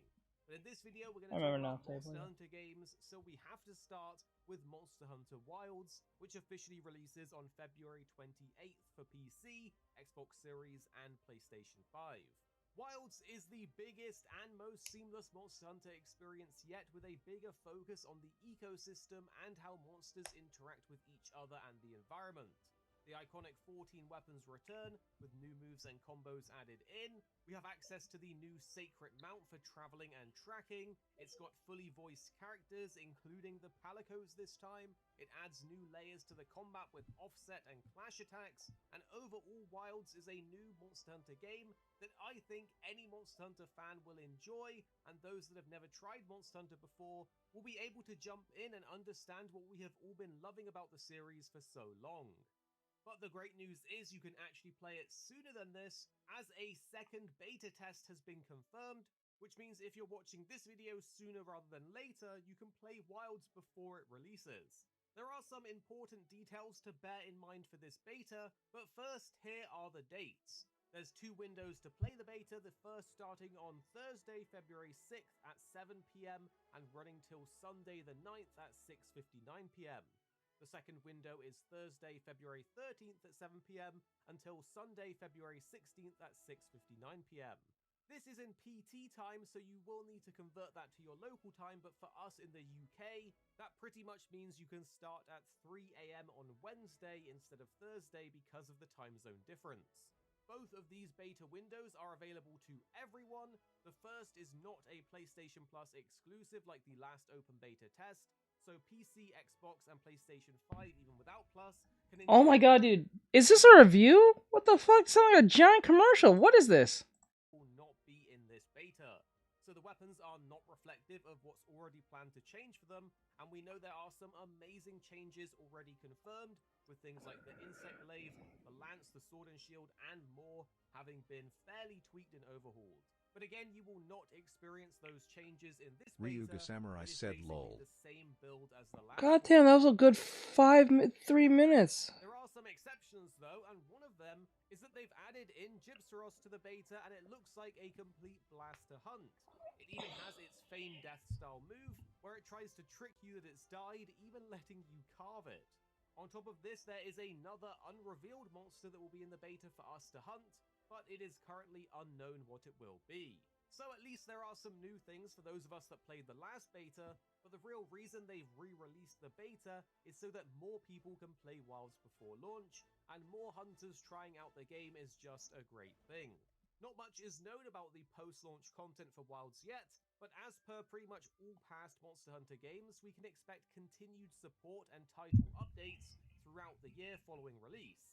So 2025 is going to be filled with Monster Hunter Wilds goodness, and if the betas are anything to go off, it's going to be a year to remember for Monster Hunter fans. But Monster Hunter just keeps on giving, as we have another brand new spin-off Monster Hunter game releasing soon, but this time on mobile.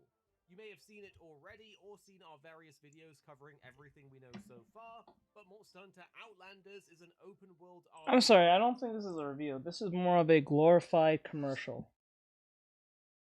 It's way better. Okay, this is 20 minutes. Does it suck? 10 minutes. Okay, 10 minutes is fine. Taxes was waiting. And I don't trust IGN, so IGN can go suck themselves. Hey there gamers, Dreamcast Guy here, and today we're talking about Monster Hunter Wilds, because I just had a chance to play about 2 hours of the game itself. Now, to be clear, this beta, this demo they released last night on the PS5, it's probably about 25 minutes long, but I purposely decided to explore, to test stuff out, to kind of see the limits of this early taste of the game itself, and I gotta say, as a Monster Hunter fan, I am very curious and impressed, but let's break down what's new, what's different, and what I really enjoyed most. Hi, hope you're having a great day, and if you could please give this video a like and subscribe if you haven't already. Now let's be clear. Oh shit, I'm so sorry. Hey there game, you're already in the field. You can actually quest. It says Monster Hunter, a series that I've always enjoyed, continues to get better and better and better. But the biggest difference between Wilds from the previous games is that honestly, it feels like it's just setting you free in a way that it has not before. Typically in Monster Hunter games, you go to camp and you pick up a quest that says, go hunt this particular big beastie. Here's a tactic, here's where his ecosystem is, drop in, take him out, and evacuate, right? Well, there's usually a timer, there's usually an objective, there's usually this kind of pressing need to get in and get out. With Wilds, you really can just go out there and exist in nature. You can explore, you can pick a target while you're already in the field. You can actually just vibe in the ecosystem, and that brings me to the... Oh yeah, that was the problem I had with the other game. Well, for Worlds, or Iceberg, whatever the fuck it was referred to. I had that same problem, where I felt like I couldn't just play the game and explore a little bit because it was this pressing issue of where, like you said, once you want to go into the world and go in, into the like the forest and shit, you only had a couple of minutes or a few minutes to stay out there as long as not as long as you want, but a few minutes. I think I remember right. And if you stay there long enough, you'll actually have to come back home or come back to the lobby. And that was really annoying. You couldn't just like explore the world or the area. You kind of have to remember based on every time you came back. Like you was playing an Overwatch game, so when you leave, you have to go. Like you remember the map based on how many times you played the game, but not you just like taking time to like look through the place. They're part of this that is just surreal to see.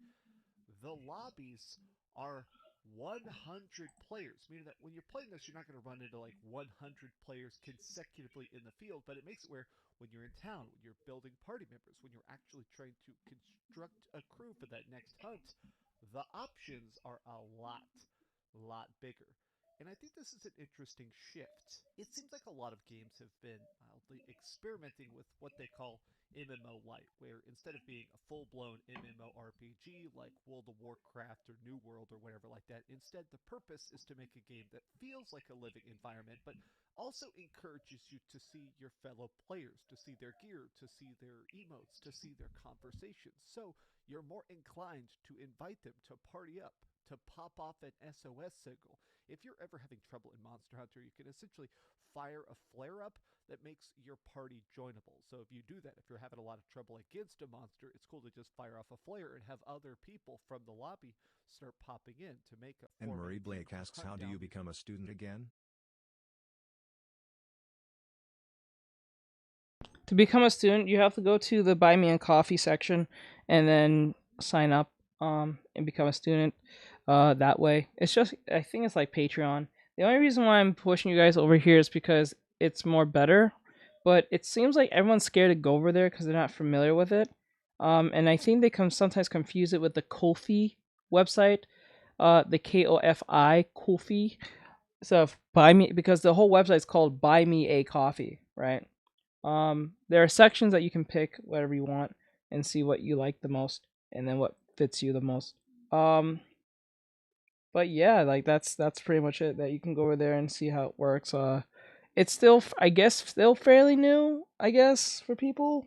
I guess I'm not totally sure if it's like new for most people, but or they have heard of it. But it seems like no one actually has heard of this website, which is better because it gives you 95% revenue when you donate. So it's going mostly to me. It's not going to mostly to like the other the other companies like Patreon or like YouTube and Twitch and blah blah blah.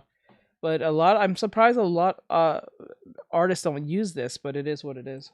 Monsters. If it ends up being like a thing where no one's going to it, I might just go back to Patreon, sadly. And Marie Blake asks, is it in bio?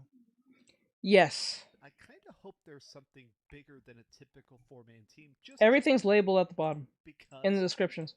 Now we have such big lobbies. It would be nice if there were like mega monsters that we actually get a chance, like a souped-up version of Rathlos that we could take on with 8 players or 10 players. Ryu the Samurai said yes. Beyond that, let me talk about the tweaks to gameplay that definitely hit me instantaneously.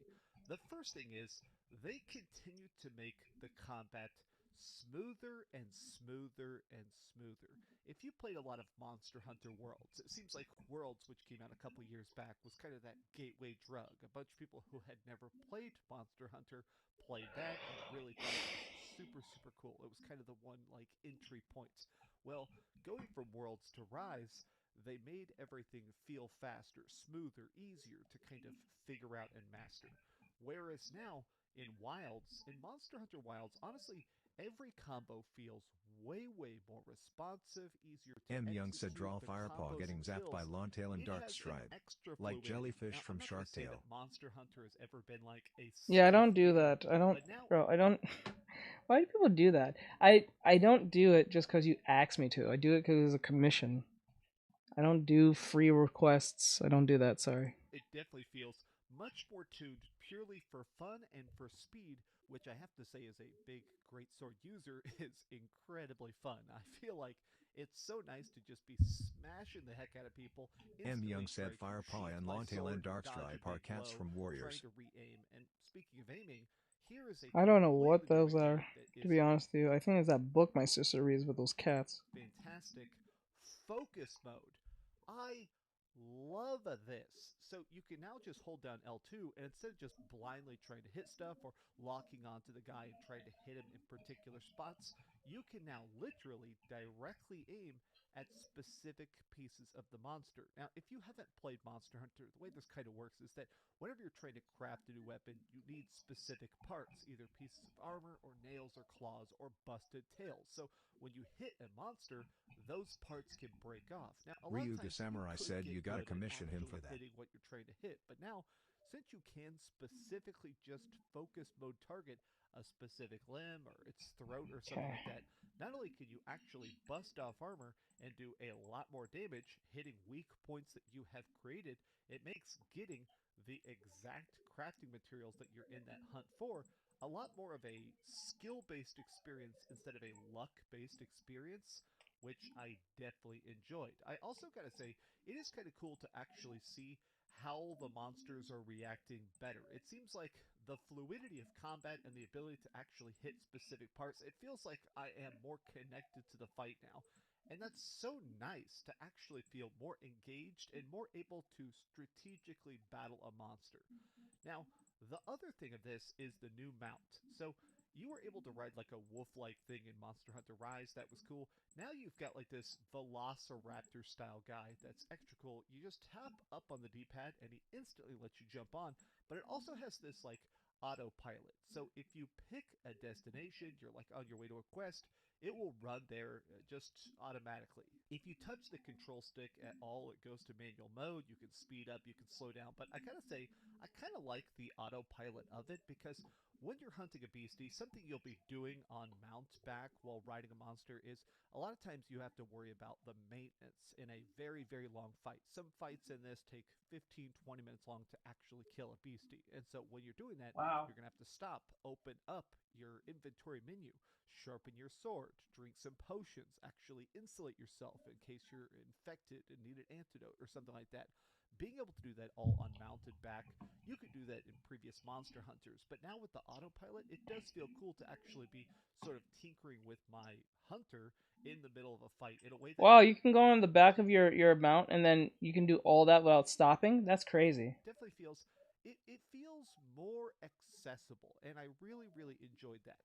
Now, one thing it does seem like they've removed, maybe it's still in the game, but I can't find it. Maybe I would get it after these early missions.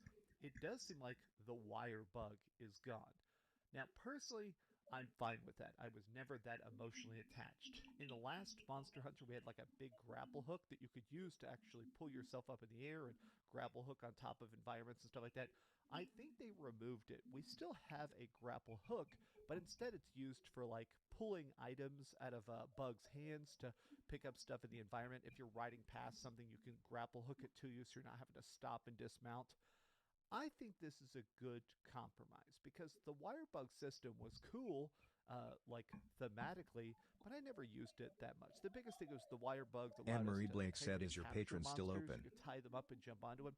You can still just jump onto monsters like you could in other Monster Hunter games. Long story I think it is, but I will eventually get rid of it because if I'm pushing one thing and having, maybe I should have them both. I don't know. Maybe, probably. I don't know. I'll figure it out.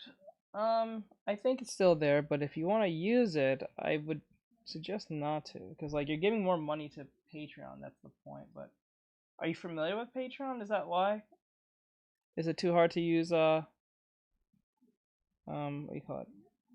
Coffee. short, if you've never played Monster Hunter, I think this game is really, really going to blow your mind. The biggest thing is experiment, practice, kind of suck at it. There is a very unique rhythm to Monster Hunter that you kind of just got to throw yourself into the deep end and practice some combos and watch some videos. There's a lot of very friendly videos on the internet from Monster Hunter fans explaining how to do the longest, heaviest combos. And practicing those in camp, it feels good when you finally get that just perfect combo down and then unleash it on a monster with your friends in your party. Wilds seems wild. I'm super excited to figure more out about it. The one big Anne-Marie detriment is Blake said, something I I'm sure used to you've use seen throughout the Patreon, course so of I the already have an account for it. Oh, okay. Maybe I should just keep the Patreon open. Okay, you know what? This will do.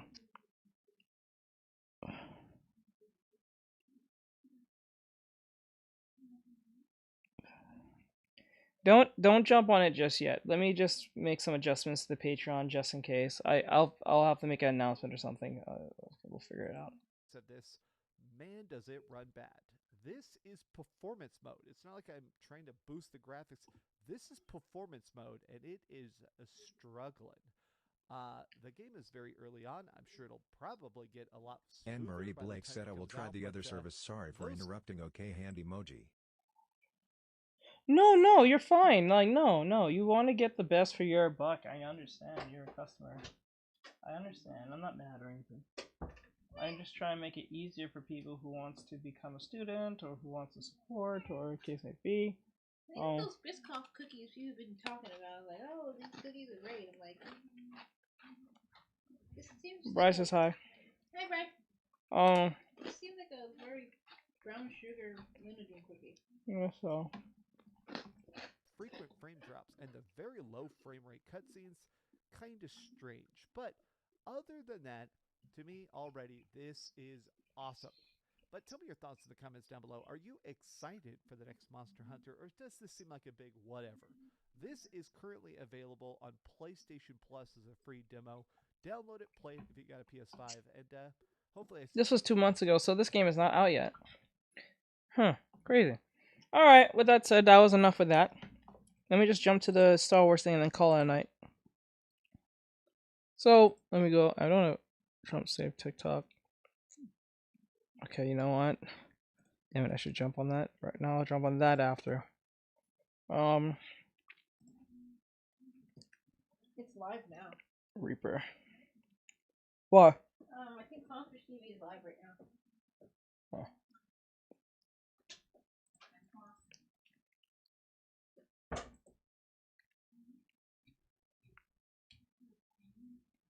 Ahsoka.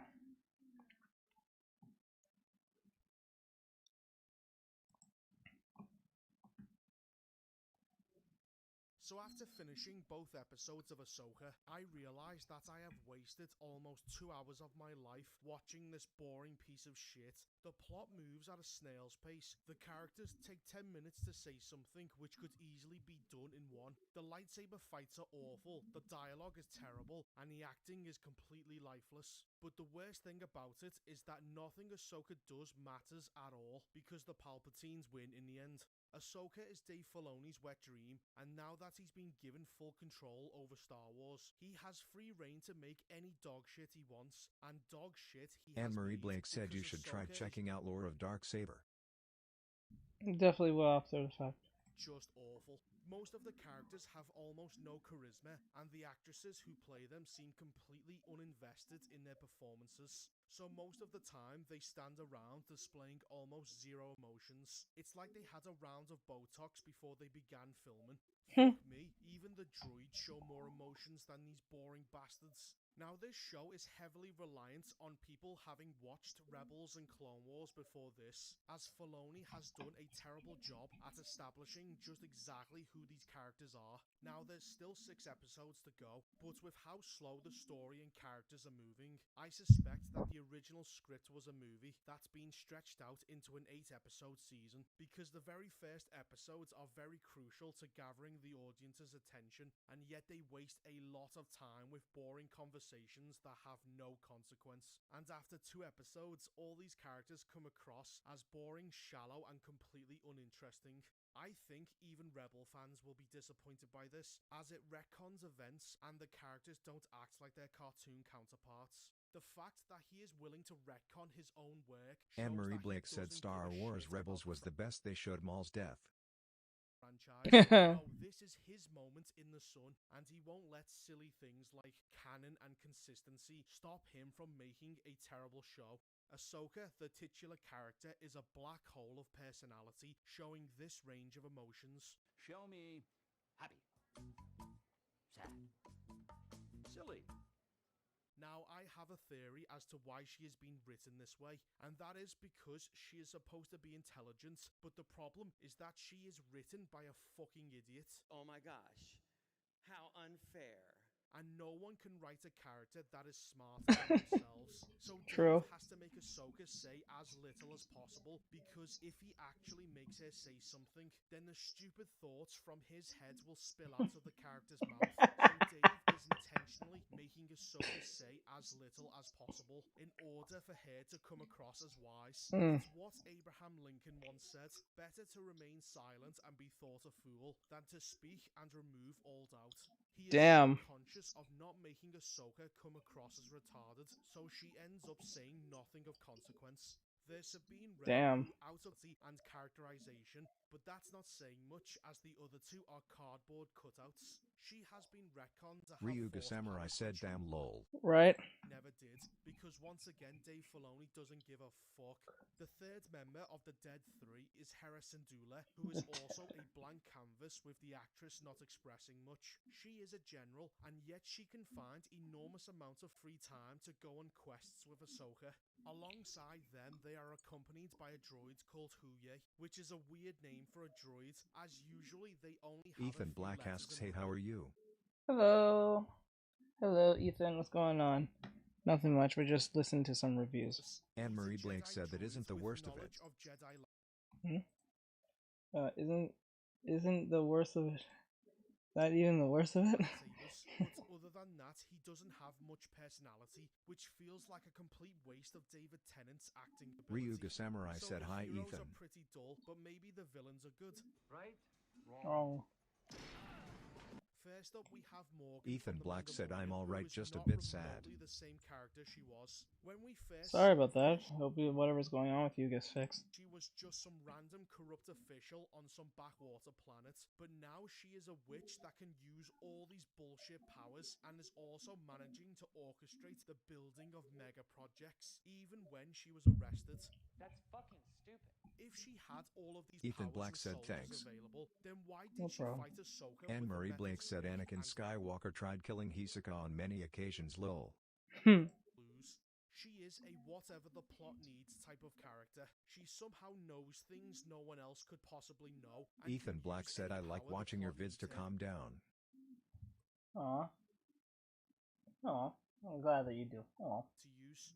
Next up, we have the late Ray Stevenson, who gives a decent performance playing the Sith Balin from the small amount of time we see him. He's also accompanied by his apprentice Shin and this other dude from Dark Souls, but there isn't really anything to say about them. Now let's dive into the shit show that is Ahsoka, so there will be spoilers ahead. The episode begins with a crawl of text, but this time it's in red and not inclined, because Dave Filoni is trying to be different, but not in any meaningful way. What it basically says is that both Ahsoka and the Imperials are after a MacGuffin that will lead them to Thrawn. The first shot is of a New Republic ship patrolling the area when they come across an unknown spacecraft that is using outdated Jedi codes. He doesn't submit their ship for a scan or send people to board it. No, just come aboard because I'm a shit captain. Oh fuck, wank bugger shitting ass head and hole. What's worse is that he knows that these people are evil and he still let them in. So unsurprisingly, they turn out to be Sith. It's funny that there are more Sith after Palpatine died when he is supposed to be the last one. So they start killing everyone because a giant cruiser seems to have only 10 people on it. Dave also copies the Vader hallway scene from Rogue One, but in a sloppier manner. Look at Vader when he is deflecting the blaster fire. He is very fluid in his movements, constantly swinging and deflecting from multiple angles, whereas Balin's movements are very slow and he barely repositions his lightsaber, which is lucky because the guards seem to keep aiming at the one spot. So after killing everyone, Balin releases Morgan from The Mandalorian, and we cut to Ahsoka, who is on some planet, and she copies the scene from Underworld by cutting a hole and landing on the floor below. Wow. She goes up in some tomb and solves a puzzle where she finds a large golden snitch, which is the map she is looking for. But as she leaves, she is confronted by 5 droids. So she jumps back into the hole and cut 3 enormous holes underneath the droid's feet in a few seconds, then jumps out and kills the other 2. The 3 who fell climb out and begin to self-destruct, detonating with the blast of a small nuclear bomb. Why? Now these droids have been sent by Morgan, and she is looking for the map, which is crucial to locating Thrawn, so why would she put nukes in these droids? If Ahsoka didn't get away, then the map would have surely been destroyed in a nuclear explosion, and your plans would have failed. Well, let's just ignore that. Ahsoka and Huye fly back to the New Republic ship and meet General Hera Syndulla. She tells them about Balon and his apprentice Shin, and the possibility that Ezra Miller might be alive. Who the fuck cares? So after the meeting, she then goes to look for Sabine Wren in one of the ugliest cities I have ever seen. Why exactly doesn't she go look for Luke Skywalker? Well, that's because he would completely overshadow her in her own show. So she decides to go looking for Sabine Wren, who is speeding along a highway until two ships arrive. They tell her that they have orders to take her back to the city, but she just ignores them. And when one of them parks on the road, she manages to drive under it. But what's weird is that when the other pilot sees this, all he does is give her a nod and then leaves. What the fuck happened to your orders? This is the fucking military, they're not optional. What are you doing? Ahsoka shows up and asks her for help in unlocking the map, but their relationship is frosty as Ahsoka was going to train Sabine but never did. Well, Sabine, you might be in luck because there is a guy who has started a Jedi temple and is looking for students. You may have heard of him. His name is Luke Skywalker. Now this leads me to another question. Ahsoka knows who he is, so why didn't she recommend Sabine to that school? Well, that's because even the mere mention of his name will be the most exciting thing that happens in this show. We cut back to Morgan, who is at the ruins of the temple, and she somehow knows that Ahsoka got the map. Don't give me that bullshit, she has the Force excuse, because that's not how the Force works. She then orders Balon and his apprentice to go to Lothal in order to attack Sabine Wren because she is connected to Ahsoka. How the fuck does Morgan know about this?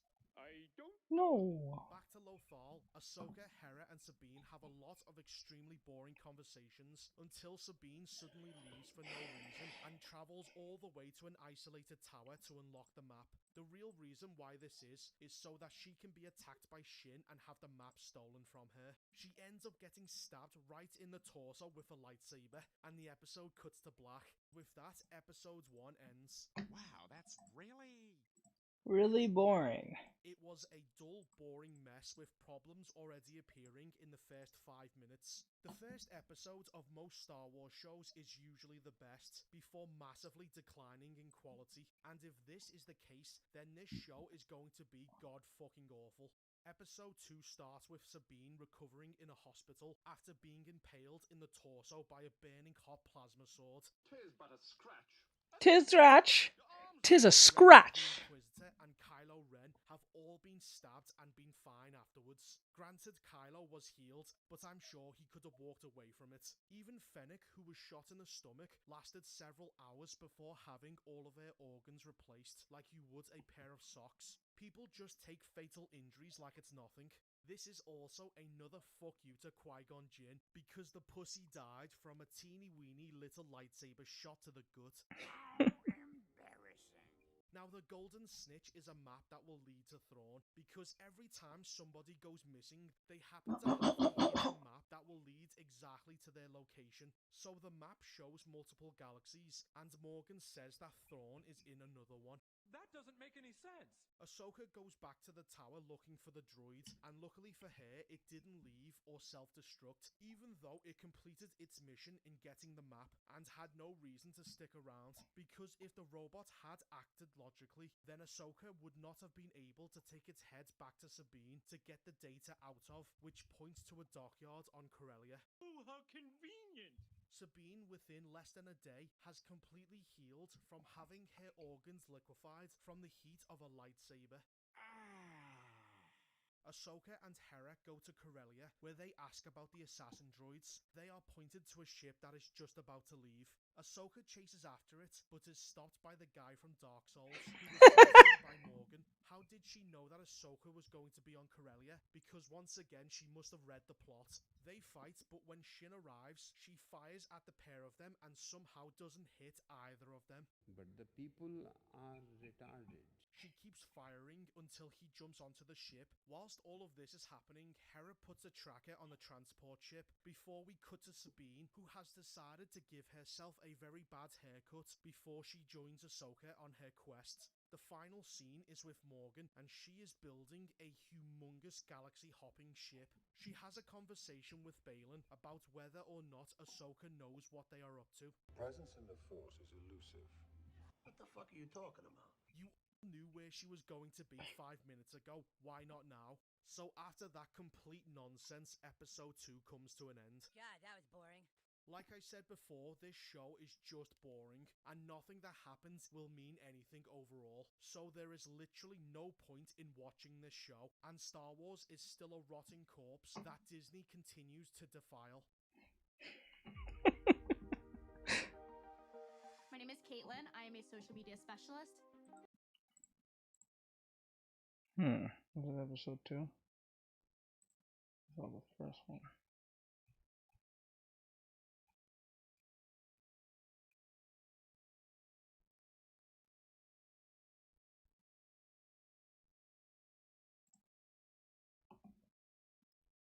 Come out, and episode 3 of Ahsoka has come out, and just like the last two, it's complete trash. Nothing is to be gained by watching it other than a massive headache, because the show is both incredibly boring and also incredibly stupid. For the first half of the episode, everyone is just sitting around having dull conversations with uninterested actors who look like they would rather be somewhere else than here. And the last half is an unbelievably stupid action set piece that was supposed to make Ahsoka look amazing, but instead it makes everyone else look like stupid. Complete fucking retards. Mhm. The acting has also not improved as well, as Rosario Dawson continues to be about as expressive as a plank of wood. Even during the action scenes when people are trying to kill her, she barely reacts to being attacked, showing no emotions at all. What's strange about this is that Rosario Dawson is a capable actress, and yet I have seen people in brain-dead comas show more life than she does, which can only mean that she was told to act this way. Now, I believe the reason why she was written like this is because Dave Filoni was trying and failing to portray her as some sort of stoic teacher who is completely in control of her emotions. The problem, though, is that she is not just stoic, she is completely emotionless. She looks completely uninterested in everything she does, and as a result has become a massive black hole of personality. And that's the main problem of the show. Ahsoka, the main character, is boring as fuck, and we are forced to watch her give out shit advice to Sabine that she probably got from a fortune cookie. Anger and frustration are quick to give power, but they also unbalance you.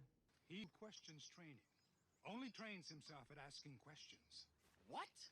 This episode is shorter than the others, clocking in at just over half an hour, and still very little happens. We are almost halfway through the season, and we still know fuck all about these characters, other than the surface level information they have given us. So using just what this show has set up, without relying on Rebels or Clone Wars for background knowledge, just who exactly are these people, and what do they want, besides stopping Thrawn? Ahsoka is a boring Jedi who is not a Jedi and was Anakin's apprentice. Sabine is slightly more defined, as she is a Mandalorian who misses a boy called Ezra and wants to be trained by Ahsoka in the use of the Force. We also have Huye, who is a Jedi training droid, and Hera, who is a general with a son. That's it. That's all there is. 2 hours have gone by and nothing else has been established. It's not even a large cast of characters. It's just 4 heroes and 4 villains, who, speaking of which, also have zero characterization. The only thing we know about them is that Baylan, Shin, the man from Dark Souls, and Morgan all want Thrawn back because they want power. That's it. There's no dynamic between them, no tension or backstabbing. We don't even know why they want power. They just do. Morgan tells Baylan what to do, and he tells Shin and the other one as well. That's their entire relationship. They get along splendidly, and there's no conflict, even though they are supposed to be users of the dark side of the Force, which is all about conflict. These villains are just empty shells and have nothing to offer until they are eventually killed by Ahsoka. Now, before I go into spoilers, I also wanted to mention that in the attempt to justify the sequels, they constantly show us just how retarded the New Republic is. It is so corrupt and so incompetently run that somehow the writers have made living under space fascists a much better choice than the democratic New Republic. Damn. Star Wars is supposed to be about good versus evil, and yet they have made the space Nazis the only logical choice for a stable government. So with all that said, damn, let's dive into the giant shithole which is the plot. The episode begins with a training scene in which Sabine is practicing alongside Huye. She is struggling until Ahsoka arrives and they redo the training scene from A New Hope. Every time Disney tries to make a reference to the original trilogy, this is my reaction. How dare you stand where he stood? Sabine has absolutely no talent as a Jedi or the Force, but I just know that at some point later on, she is going to fight Shin or the dude from Dark Souls, and will have a feminist moment where she realizes that the power was inside her all along, like some Captain Marvel shit, where all she needed to do was just believe in herself. Bro, I told you, this is no different from what I said earlier about the Fantastic Four. It's so on brand with Disney that you don't even fucking... Like, what he's saying is not even offensive. It's just kind of expected. It's not offensive. If you find this anything close to offensive, that's how much of a shill you are for Disney. This is not being racist. This is not being rude. This is not being mean-spirited. This is not letting women get their shine. This is not about LGBT anything.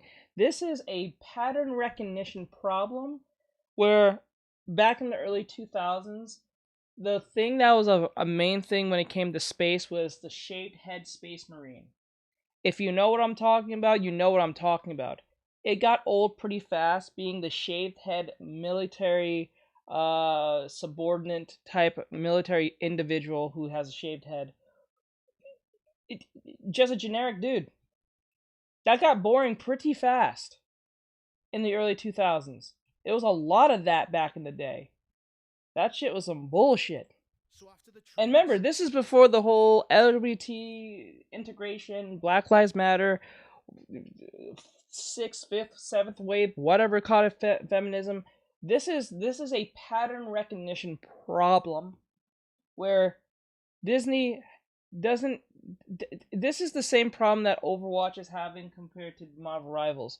Because there was nothing rivaling Overwatch at the time, and when Disney came out of nowhere, well, not even technically Disney, NetEase made the Marvel video game. Oh shit, they're pissing themselves because they had nothing to be in competition with, and because there was no competition, you didn't feel like you had to change anything, or you could do whatever the fuck you want because where are you gonna go, right? It's no different from the TikTok problem. When the TikTok problem came through, it was like, oh no, what are we gonna do? We can't go to Blue Sky because it's too woke. We can't go to Facebook because Mark Zuckerberg has it for some odd reason. We can't go to Twitter because Elon Musk for some reason. You know what I'm saying? Like, it was getting to a point where you guys was just literally making your own devil at this point. That's how funny this is. So much so that you went to the communist app to talk about your problems. Your American problems, or make your American memes about either gender ideology, being a feminist, or some type of victim, you know what I'm saying? Or, even if you're not doing any of those things, you're talking about, I don't know, jokes, and those jokes are probably not under conservative rule, so 9 times out of 10, that's not gonna work. You know what I'm saying? It's like, it's getting to a point where it's just kind of ridiculous. Now, because Disney's kind of on the chopping block at this point, Star Wars is a terrible, it's a dead corpse. Same thing with Marvel. Marvel's like on that shit too. So like, Indiana Jones, that too. That's why you have to profit back to pivot. This is why Marvel Rivals did so well, because there was no game from the West that was doing what Marvel, not even from the West, it was from the East, made for the East that was made for the West, with Western characters, right, made by the East, and they're appealing and fun to play as, with gameplay and stuff that is literally a copy and paste of Overwatch, with some few differences. But because the game is actually perceived as a game that looks like fun, it looks fun, it feels fun, it's everything you wanted in a game. It's Overwatch, but better. Fuck, it's Overwatch 2. Let's just call it for what it is. Marvel Rivals is literally Overwatch 2 in a nutshell. Without the PvE promised. That's the most awkward part about this. Make that make sense. Make it make sense. Think about it. Blake said Overwatch killer. Pretty much. Think about it. Marvel's Rivals is literally what Overwatch 2 should have been. Overwatch 2 is a glorified update. That's it. Marvel's 2 worked on top of what Overwatch did wrong. Shit, that's crazy. Session, Huyan says to Ahsoka that she shouldn't be a Jedi because she is shit, and she responds by saying that it is the Jedi method that was wrong, as they ended up failing in the end. Oh, really? Remind me again, Ahsoka, who was it that fought against 2 Sith Lords and defeated the Empire? Because it sure as fuck wasn't you. So maybe Anne-Marie Blake said, in my opinion, the real change was slightly better graphics and making the game free with a battle pass. I don't even think it's that. What it might be those few things, but I think what mainly brought Marvel Rivals in the forefront against Overwatch is the team-up session. The team-up session was supposed to be the ultimate understanding, other than the PvE promise, of a more evolving game. Because in the first game, you just do an ultimate and that's it. In this game, they're not technically ultimates, but they're pretty much team-ups based on who you're partnered with, and it made it interesting because it changes gameplay to a degree other than just filling up your number thing and then using your ultimate and that's it, in hopes that it nerfs the situation or fixes or changes the tide of the game. You know, I see more videos of people doing the Hulk and Wolverine throws more than them doing actual ultimates. You know what I'm saying? You can keep spamming those abilities a lot too. That's something that Overwatch should have did, especially with Junker Queen and all that stuff. They should have integrated ultimates or integrated team ups sessions. Because remember, these people know each other in their universes, so they should have some type of team ups, like something with Winston and fucking let's say Tracer, or something with May and what is it? What's that girl?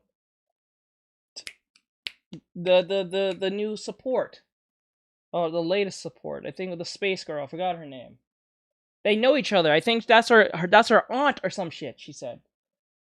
But they just know each other by dialogue. That's it. You know what I'm saying? That's where they fucked up big time. Now, if they brought PvE, oh shit. Said Kiro. There we go. No, not Kiriko. The other one. The one with the space girl in the air. From space. Samurai said Luna, I think. Luna, there you go. Luna and May are related family members, I believe. I think they refer to her as her aunt or something. Or something like that. They have close family ties to each other.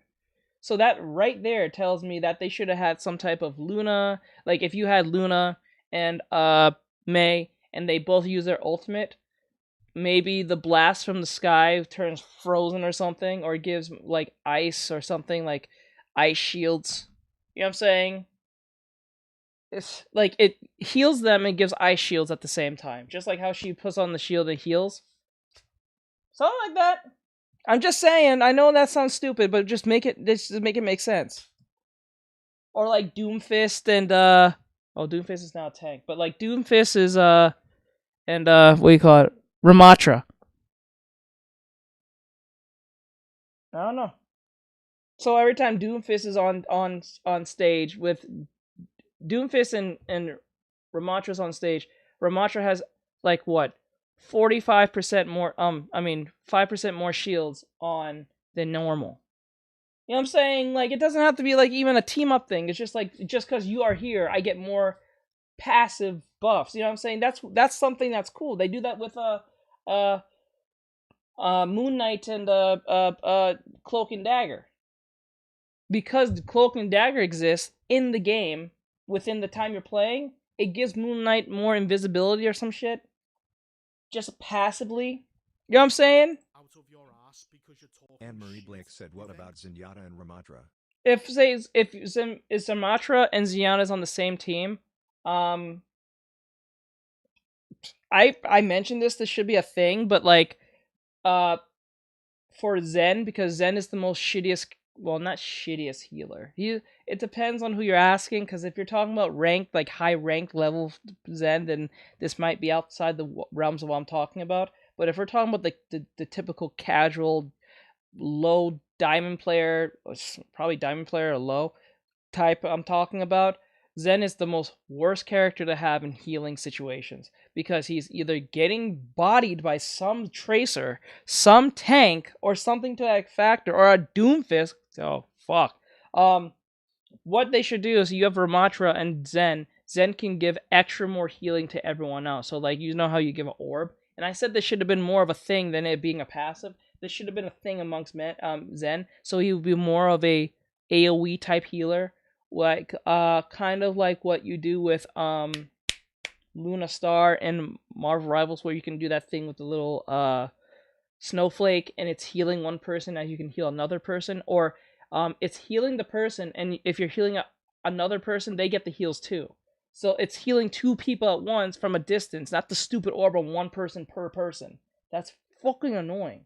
The only time Zen is anytime good is when Zen is actually, when you think of it now, Luna Star is Lucio and Zen at the same time. Because she can drop the orb or the little starflake next to someone and heal someone opposite of where they are, and that heals goes not only that person but the next person, and then she uses her ultimate just like Lucio when he does his thing. You know what I'm saying? It's literally two healers in one. That's literally what that is. So, like I said, Overwatch 2, Marvel Rivals is Overwatch 2 in disguise. With a Marvel's anime-like coat of paint on it. That's it. Cut to Hera, who was having a meeting with a bunch of senators about sending ships to assist Ahsoka, but when one man questions Hera about her motivations, and despite the fact that she's shown no evidence, he is, of course, immediately shut down, because everyone with a Y chromosome needs to shut up and be put in their place by a strong, independent woman. Fuck off. Also, since he says this, Grand Admiral Thrawn is dead. He is most likely an Imperial asset. Hera ends up being denied help and calls Ahsoka to tell her this. So she is walking into enemy territory with no backup. So what does she do? Well, it turns out nothing, as she doesn't alter her plans or look for more help, because she reckons that they'll be fine. Are you fucking stupid? But before they arrive at the Hyper Ring, Sabine has another chat with Ahsoka about how hard the training is. I don't give a fuck. A while later, they eventually arrive, but drop out of hyperspace at a distance so they can sneak up on the ring. But even though they do this, they are somehow ambushed by Shin and the guy from Dark Souls, because they must have known exactly when and from where they were going to drop out of hyperspace. What follows next is one of the most stupidest and least tense space battle scenes I have seen. No one takes the situation seriously, and Ahsoka's ship takes 0 damage despite being shot at dozens of times. And when I say 0 damage, I mean not even a scratch. People may use the shield's defense, but they don't even shake around in the cockpit like they do on Star Trek when they're fired upon. No, they remain perfectly still. Shin might as well be flashing her taillights at her, because her ship is completely useless. Her weapons are so ineffective that they must have spent all of the money on the hyperspace ship and have had to cheap out on the interceptors. It's kind of like the scene from Scary Movie 2, where they have these high-tech guns and these ghost-seeing goggles, but they spent all of their money and could only afford cup strings. So Morgan realizes that she probably should have afforded better ships, and orders the cannons on the rings to open fire, which actually manage to damage and even disable their ship. But before they can be destroyed for absolutely no reason, they suddenly lose track of them. Oh, how convenient! Yes, this doesn't make any sense, and yes, this is just contrived bullshit to save their lives, because without it, they would be dead. Shin then calls Morgan and says that both her and the guy from Dark Souls will once again try to destroy their ships, as Morgan is unable to track them anymore. If Shin knows where the ship is, why doesn't she just relay the location back to Morgan? Well, instead, she continues to shoot at it with her laser pointers that do nothing. We cut to Ahsoka, who tells Sabine to repair the ship as she is going to distract them by grabbing a spacesuit and standing outside on the wing. Just how slow are those ships travelling for Ahsoka to have enough time to put on a spacesuit? Anyway, Ahsoka stands on the wing of the ship and copies Rey from the Rise of the Palpatines, as when they try to ram the ship into her, she dodges it and even manages to destroy one of them. Watching this, you may be thinking, why are these people so retarded, besides the fact that they are written by Dave Filoni? Well, this chain of stupid events is all so that Dave can try and show Ahsoka off like she is some sort of girl boss. Except all this doesn't make Ahsoka look good. No, it makes the villains look unbelievably Stupid. So Sabine gets the ships back online and they flee to the planet, which was the entire point of this episode. Dave wanted them on it no matter what stupid shit he had to pull in order to make that happen. Now, you probably thought that it couldn't get any worse. But wait! There's more! As those dumb fucking Deus Ex space whales from Rebels show up to help Ahsoka and Sabine. He and said Zenyatta Now, Peak. is Dave Filoni Zenyatta Peak. a gay fish because he seems to have an unhealthy obsession with whales? And so the episode ends with them hiding in the forest and Balin sending men to go find them. And that was episode 3. It's a piece of shit. I said this during my last review. Star Wars TV shows tend to start off with their best episodes before massively declining in quality, which is already happening, and this is only episode 3, so it's only going to be much worse from here. But the worst thing about this entire show is the titular character herself, Ahsoka. She is more bland than porridge, and if she died next episode, then nobody would give a shit because she has made zero impact on the audience. Now, I bet that Dave Filoni massively overestimated just exactly how many Rebels and the Clone Wars fans there are, and was hoping that this hidden fanbase was going to be so enraptured by Ahsoka and so filled with nostalgia that they were going to overlook his dogshit writing. Ahsoka is being held up like she's this iconic character, but most people either don't know who she is or don't give a fuck. So as a result, we can already see that interest is dropping, and it deserves to, as this show is He a and said it piece of sucked being shit. blamed for no heels. Episode I got 3 of 10k Ahsoka. every time. Loudly crying face emoji. It's like being blamed for no heals and I got 10k every time. Well, that depends. Really, to be honest. That depends on skill. No, not skill. It's high ranking skill, and then 9 times out of 10, if your teammates are stupid, then that's just for the course.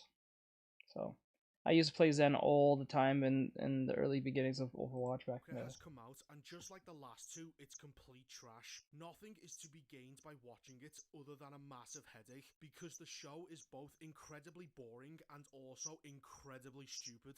For the first half of the episode, everyone is just sitting around having dull conversations with uninterested actors who look like they would rather be somewhere else than here.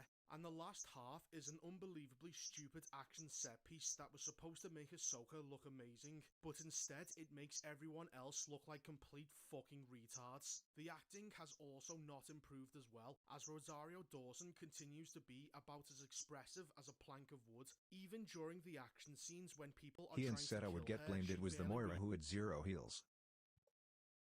I would get blamed if it was more who would get had 0. I got believe.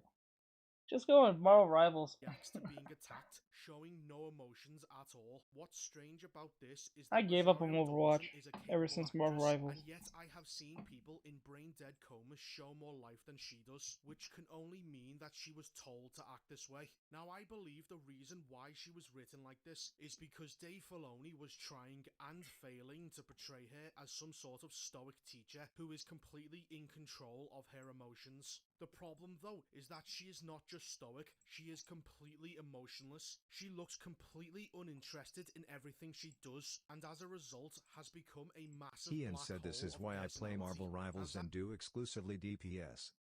Yeah. that's the main problem of the show. Ahsoka, the main character, is boring as fuck, and we are forced to watch her give out shit advice to Sabine that she probably got from a fortune cookie. Anger and frustration are quick to give power, but they also Why are we way back here? She realizes that the power was inside her all along and be put in their space. What far effective that they. And yes, this is just contrived bullshit to save their lives, because without it, they would be dead. Shin then calls Morgan and says that both her and the guy from Dark Souls were standing outside, like during my last review. Why did I replay this? Did I replay this? And it deserves to, as this show is a piece of Ian shit. said Nanami mid for real.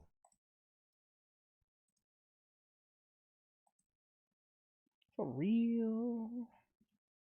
No, man.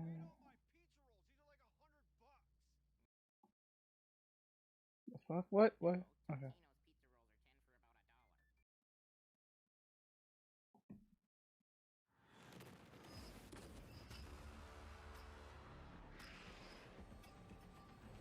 So episode 4 of this flaming bag of cat shit has come out, and just like the others, it's another poorly acted, boring as fuck, stupid episode, with fight scenes that suck ass and a stupid cliffhanger ending that makes no sense. The characters continue to be empty husks that show even less life than Epstein does, and once again, Dave Filoni continues to waste all of our time by doing pointless shit that means absolutely nothing. This show is filled with contrivances, universe-breaking force powers which seem to be in every show and movie Disney makes, and the villains continue to make dumb decisions when they could easily kill off all the heroes. Now, this episode brings up the character Ezra a lot, and it still never establishes for the newer audience just who the fuck he is or his connection to everyone, which is a major problem this show suffers from. Dave Filoni is so dependent on the audience either having prior knowledge of obscure Star Wars lore to understand it, or have watched all of his previous work, which most people won't.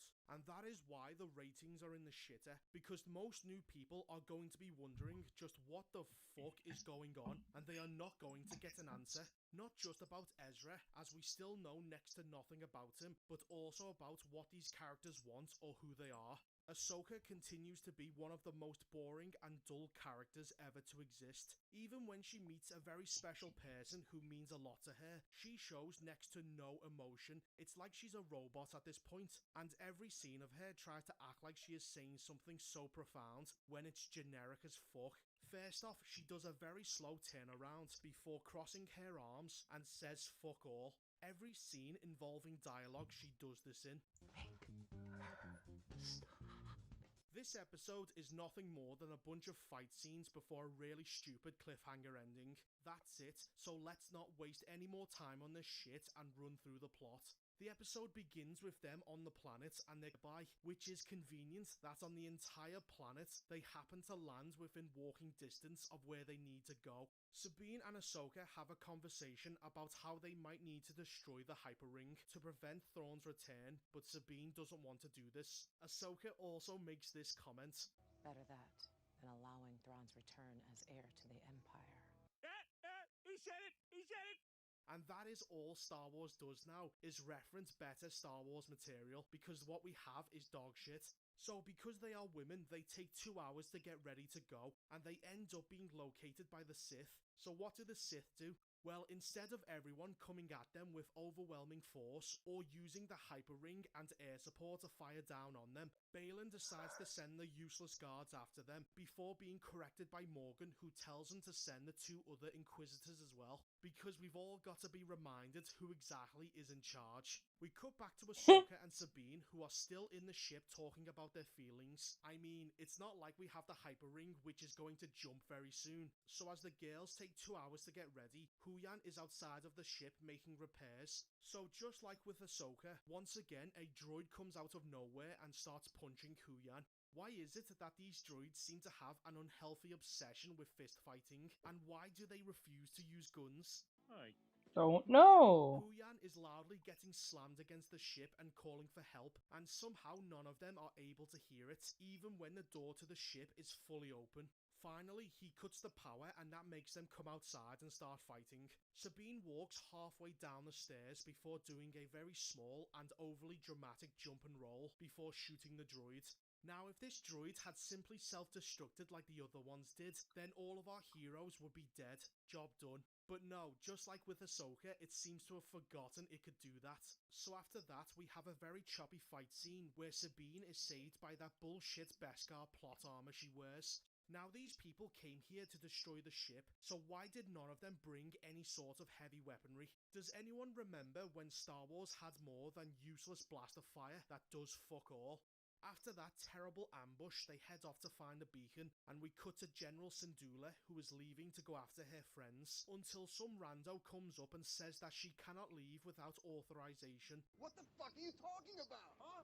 She's a fucking general. Why does her rank mean nothing to these people? If she is unable to have clearance to do anything, then who can? So Hera steals a ship and knowingly takes her son into a dangerous war zone because she's a shit mother. And when she leaves, several other X-Wings show up and agree to go with her. What? When the fuck did this What? happen? And why can everyone in the New Republic just mutiny without anyone trying to stop them? They all should be chased by other X-Wings and dragged back to the fleet to face a court-martial. But the New Republic doesn't give a shit about rank or mutinies or anything, which is all just more evidence that the Empire should win in the end. Also, this guy from The Mandalorian shows up because the galaxy is so small, everyone just bumps into everyone. We cut back to Morgan, who is on the planet, using the map to upload the coordinates to the ship. I have a few questions. How the fuck is a bunch of stones and space magic uploading coordinates to a computer? Not only that, why is she only doing this now when they've had the map for days? I don't fucking know. Well, this is also Dave can try to artificially create suspense by adding in a ticking clock, even if the reason behind that is stupid. On the way to the map, Ahsoka and Sabine bump into Shin and this guy, who was supposed to be backup for the guards, and yet they chose to leave them to die and just wait in the woods hoping that Sabine and Ahsoka would show up. So they end up having a fight, and he pulls out that fucking useless spinning lightsaber that is way more of a danger to yourself than your opponent, and he is very quickly and easily beaten by Ahsoka. God, that was boring. So who is underneath the mask? Well, it turns out no one, as he is made out of green smoke. What the fuck am I watching? Yes, he just goes full Harry Potter and turns into a dark smoke cloud. Now, from what I can gather, he is supposed to have been created by Morgan.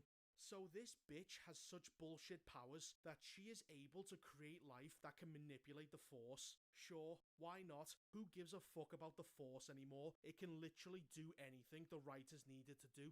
Ahsoka then leaves Sabine alone with Shin, who pegged her with a lightsaber the last time they fought, and goes after Baylan, who is alone with no other droids or spaceships there to help. I mean, it's not like the defense of this map is critical to your plan being a success. So they talk, and he reveals that he knew Anakin was Vader, even though that is supposed to be a highly guarded secret almost no one knows about. But whatever. He then says that he wants Thrawn to start another war. The reason? One must destroy in order to create. Okay, am I the only one who finds these sayings just a little bit formulaic? If you want to push something down, you have to pull it up. If you want to go left, you have to go right. This character is as empty as Dave Filoni's head, so they start the fight off with a lot of glaring and changing poses every 5 seconds. And Ahsoka, for some reason, only has one lightsaber out, even though she is a dual wielder. So we have 2 dogshit fight scenes happening back to back, but Sabine's fight ends when she shoots a mini missile at Shin, and she uses a smoke bomb to run off. Meanwhile, Ahsoka attempts to grab the map and it burns her hand. I highly suspect that they are going to rip off Indiana Jones, because that is all Dave Filoni does. This injury weakens Ahsoka, who is eventually thrown off a cliff by Baylan. Sabine gets a hold of the map and says that she will destroy it, but he promises her that he'll take Sabine to see Ezra. And how exactly does he know all this? Well, he uses the Force like you would a cloud computer and downloads all of Sabine's search history. That doesn't make any sense. Sabine has just seen this man throw her supposed friend off a cliff and knows that this man wants to bring war to the galaxy. So what does she do? Well, of course, she gives Baylan the map, and they complete the transfer before destroying it. Are you a complete retard? She is taken prisoner aboard the ring, just as Hera and the other X-Wings show up, Wow, it's amazing just how fast she got here from the other side of the galaxy. It's almost like the rules are whatever the writers can pull out of their assholes. Morgan ends up lightspeeding past them, which causes a few of their ships to crash, because lightspeeding is now a weapon anyone can use. The last scene, which is the most moronic of the entire show, is of Ahsoka who fell into the ocean and is either having a very vivid dream or has somehow teleported into another dimension. Christ, who wrote this? Both are stupid, but the second one, if true, is a joke because she fell out of one reality into another. What's even more idiotic is that she is greeted by a young plastic-faced Anakin Skywalker.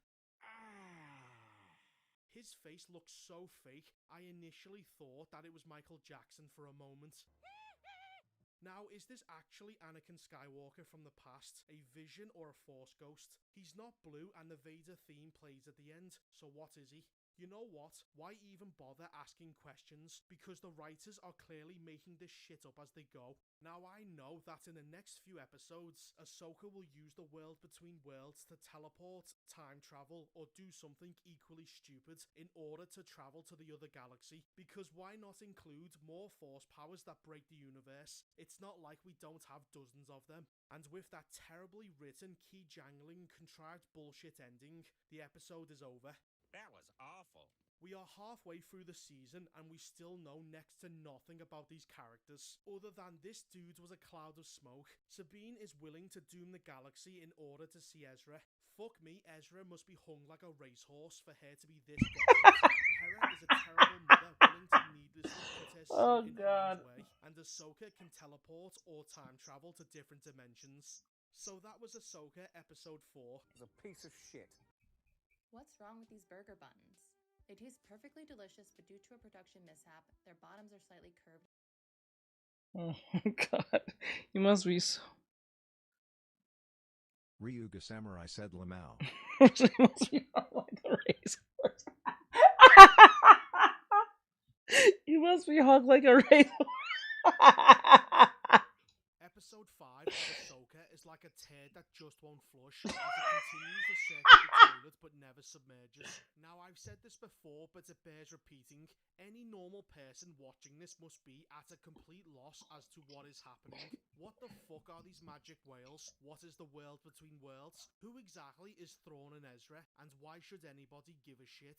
The most basic questions are never answered, and with each episode they just add more. Like, what the fuck is Anakin? Is it really him? A ghost or a vision? This is never explained and is intentionally left vague because Dave Filoni doesn't want to commit to an answer. Coward. Now, a large portion of this episode is just memories, with Anakin not feeling like the real Anakin at all. Him having an apprentice in the first place is stupid, because he is arrogant in episode 3, which feeds directly into his frustration against the Jedi Council, and ultimately his downfall. What? But in this episode, when he is with Ahsoka, he seems to be showing way more patience and maturity than he ever did in Revenge of the Sith.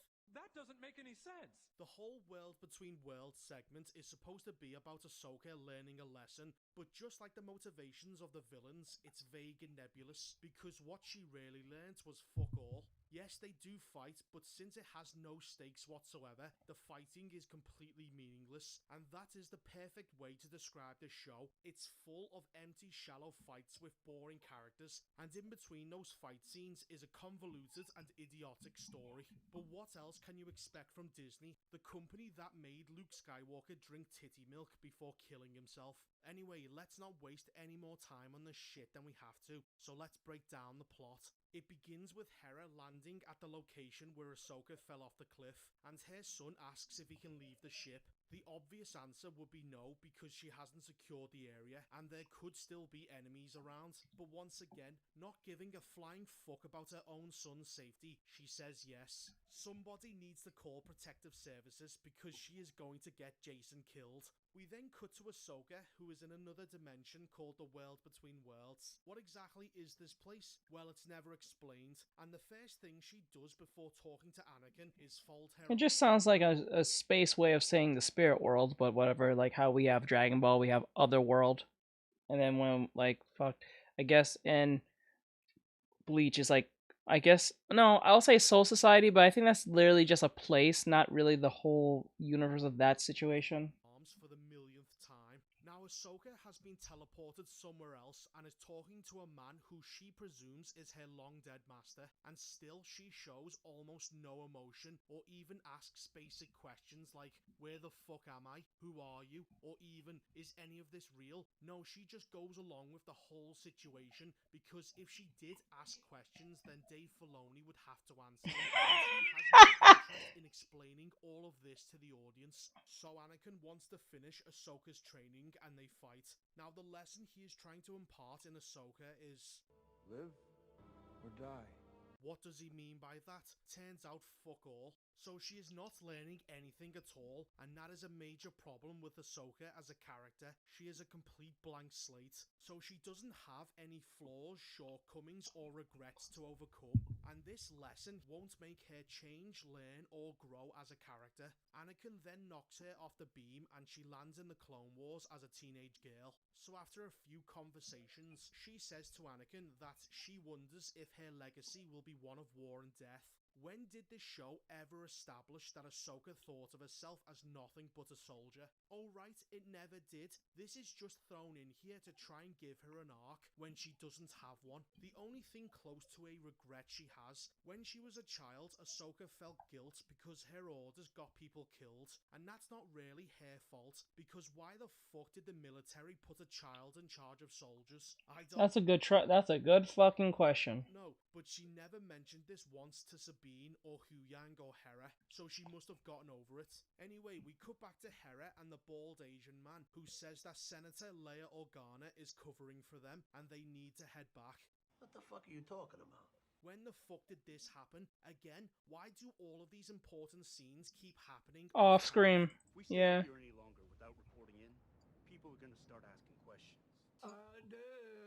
A top military official leaving with a squadron of fighters should have immediately set off the alarms, but this is the New Republic we're talking about, so being incompetent is part of the job. Now the real reason why Hera has recklessly endangered her son's life becomes apparent, because it turns out that Jason is force sensitive and says that he feels something out in the water.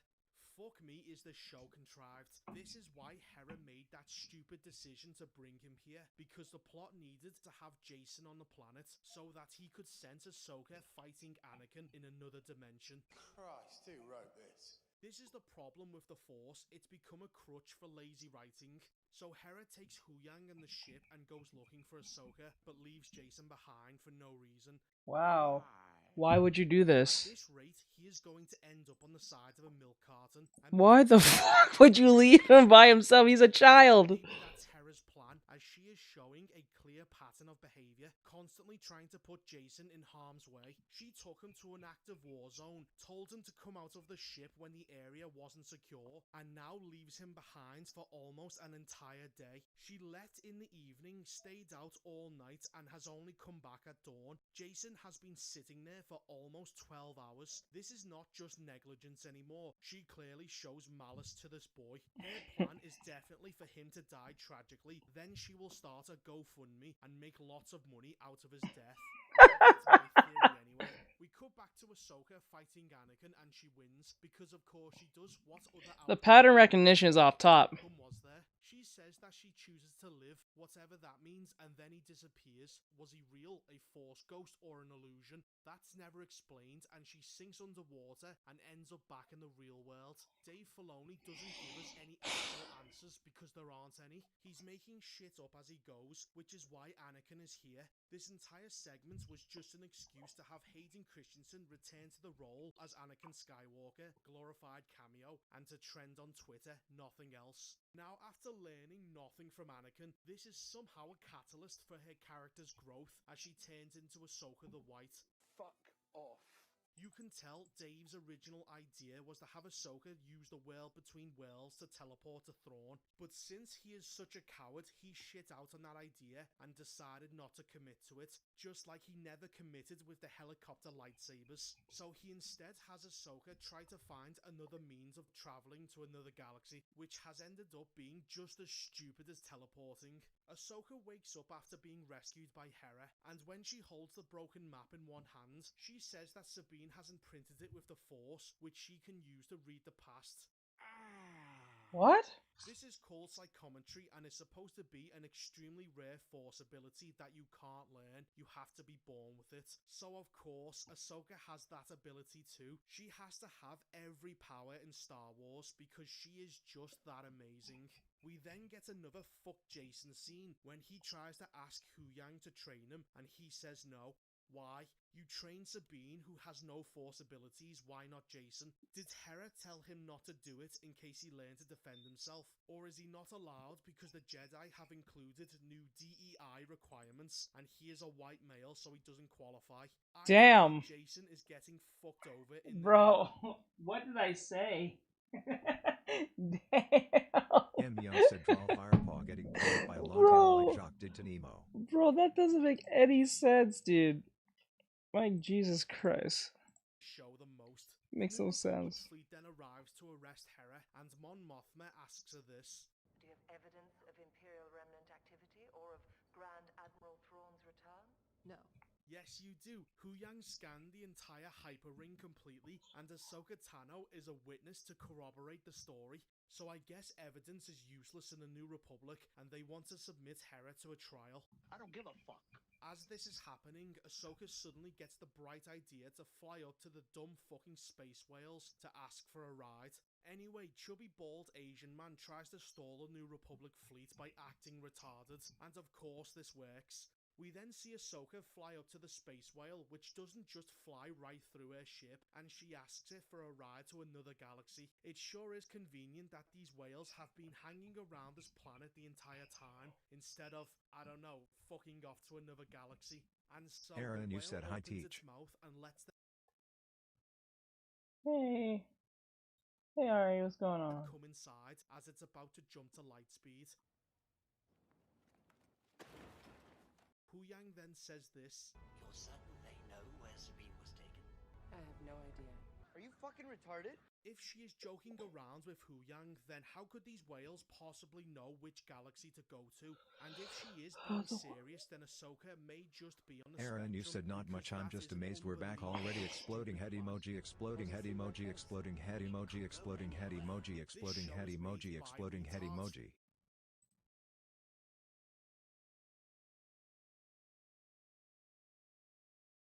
Oh, don't worry. I'm annoyed by it, but then again, I'm not surprised.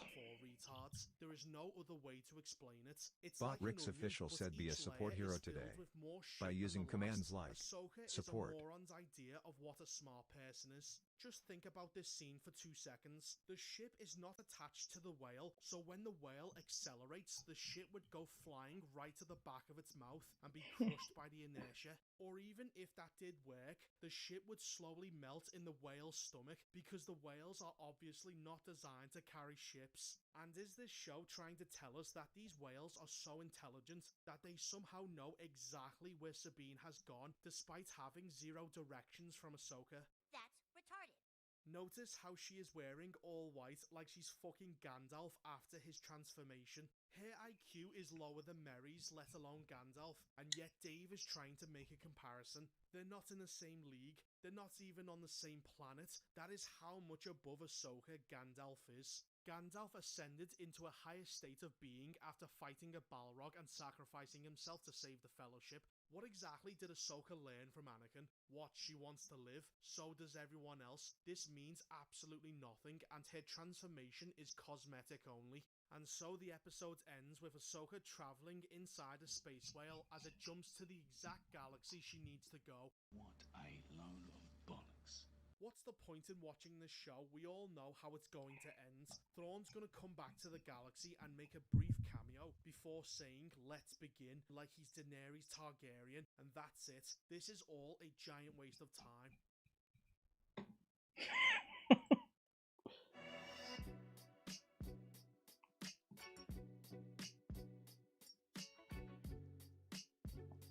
Episode 6 has come out, and just like Episode 5, it's another turd that just won't flush. This episode doesn't have key jangling member berries to distract the audience. audience. And since it has nothing to bait in the simps who only like the show because Hayden Christensen made a pointless cameo in it, the problems it does have become that much more apparent. But before I get into the episodes, I just wanted to point out why exactly these problems exist. A big part of it is that Lucasfilm is a terrible company filled with talentless twats. But I think the bigger and much worse problem is the shills that simp for Disney Star Wars, no matter what terrible abomination they shit out. Aaron, you said Normally, okay, I I'm would not say gonna that lie, these but that people looks are like one heck of an sellouts, awesome but that game. would imply that they hadn't.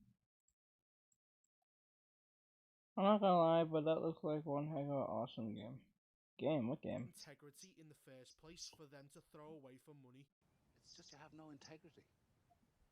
That's the worst thing I could say about anybody. It's this type of behavior that actively encourages Disney to never make anything good ever again. Yep. Just like when Kenobi came out, they called it the greatest show ever made. Then a week after it finished, nobody ever talked about it again. Yep. That's what I was saying the last video. Because I use Overwatch or Blizzard as an example of what's happened, well, at least Overwatch specifically, as because there's no one else's competition, they don't have to listen to you. So even if you don't like the show and you can put out all the contrivances and problems in the show, you're still gonna watch it. It's kind of like every Call of Duty every fucking year. No matter what, you complain how bad it is and how it's not as great as whatever Modern Warfare you want to bring up from 2007 or whatever case may be. Nightbot said you're gonna buy it. Today. You're going to buy it. Commands like /donation. That's what they kind of figured out with I think that's where Call of Duty kind of figured out what 2K, NFL, hockey, soccer, FIFA, and all these different games realize if we don't have to change the formula, or we don't have any form of official said be a support hero today. We don't have a form of commands like /donation. Why are you doing this, robot? Fuck you. Anyway, the point is that there's no form of competition. Because there's no competition, you don't have to worry about it. If you're the only person who can make fruits in your city or in your town, and you're the only person who can make farm, everyone's gonna come to you. Even if you're an asshole, they'll still have to come to you. So, there's no need for me to change my ways, because I'm the one in charge. No matter what, you need me, no matter what. So that's what this is. Sad. Deep down, they all know that Ryuga Samurai said you gotta commission him. Yep. Are only doing this for money, like a whore. They do this day to day, lying to themselves and the audience about how great these terrible shows are. You know what? They're even worse than Judas, because when he sold his soul for 6 pieces of silver, he, at the very least, had the moral decency to realize what he was doing was wrong, and then proceeded to hang himself. You're exaggerating. Only a little bit. That's the best up part. Episode 6, at the very least, moves forward what little plot there is, albeit at a snail's pace. We finally get to see Thrawn, the ultimate big bad, the galactic threat, but when he makes his entrance, he doesn't look like this, a man in his prime standing tall and proud. No, instead he looks like this, an old man with a receding hairline and a beer belly sticking out. Oh He's my clearly fucking... out of shape. Has Thrawn been stuck in this galaxy for so long, eating nothing but fast food? Thrawn looks like a man who has been crushed by a divorce and now lives in a tiny one-bedroom apartment above a bowling alley. It's not just his appearance that's the problem, but the fact that he leaves such little impression. This is his first appearance. Now is the time to demonstrate why exactly he is such a threat. And what does he do? Well, fuck all. Instead, he has to ask the Night Mothers about what's going on, and they are the ones who seem to be doing all the work. This is the dullest introduction to a major villain ever, as we see him do nothing in this entire 50-minute episode. Thrawn didn't even gather his own army. It's implied that all of the stormtroopers are undead C1 at creations said of the Night Gojo. Mother's magic. On the subtitles, they are called Night Troopers. Sure, why not add necromancy to the list of bullshit powers these witches can do? Why don't they just turn invisible or use holocruxes? If Star Wars now has a Harry Potter magic system that lets them do anything, then there's the real question is, if you have this type of power like this, that you can do necromancy, why are you listening to this man? You know what I'm saying? Like, think about it. You can make armies of dead people who don't have to feel, eat, sleep, or anything.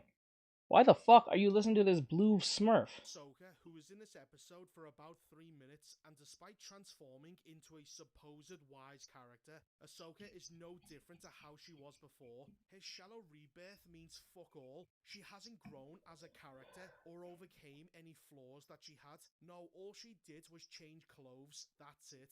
Her change is purely cosmetic.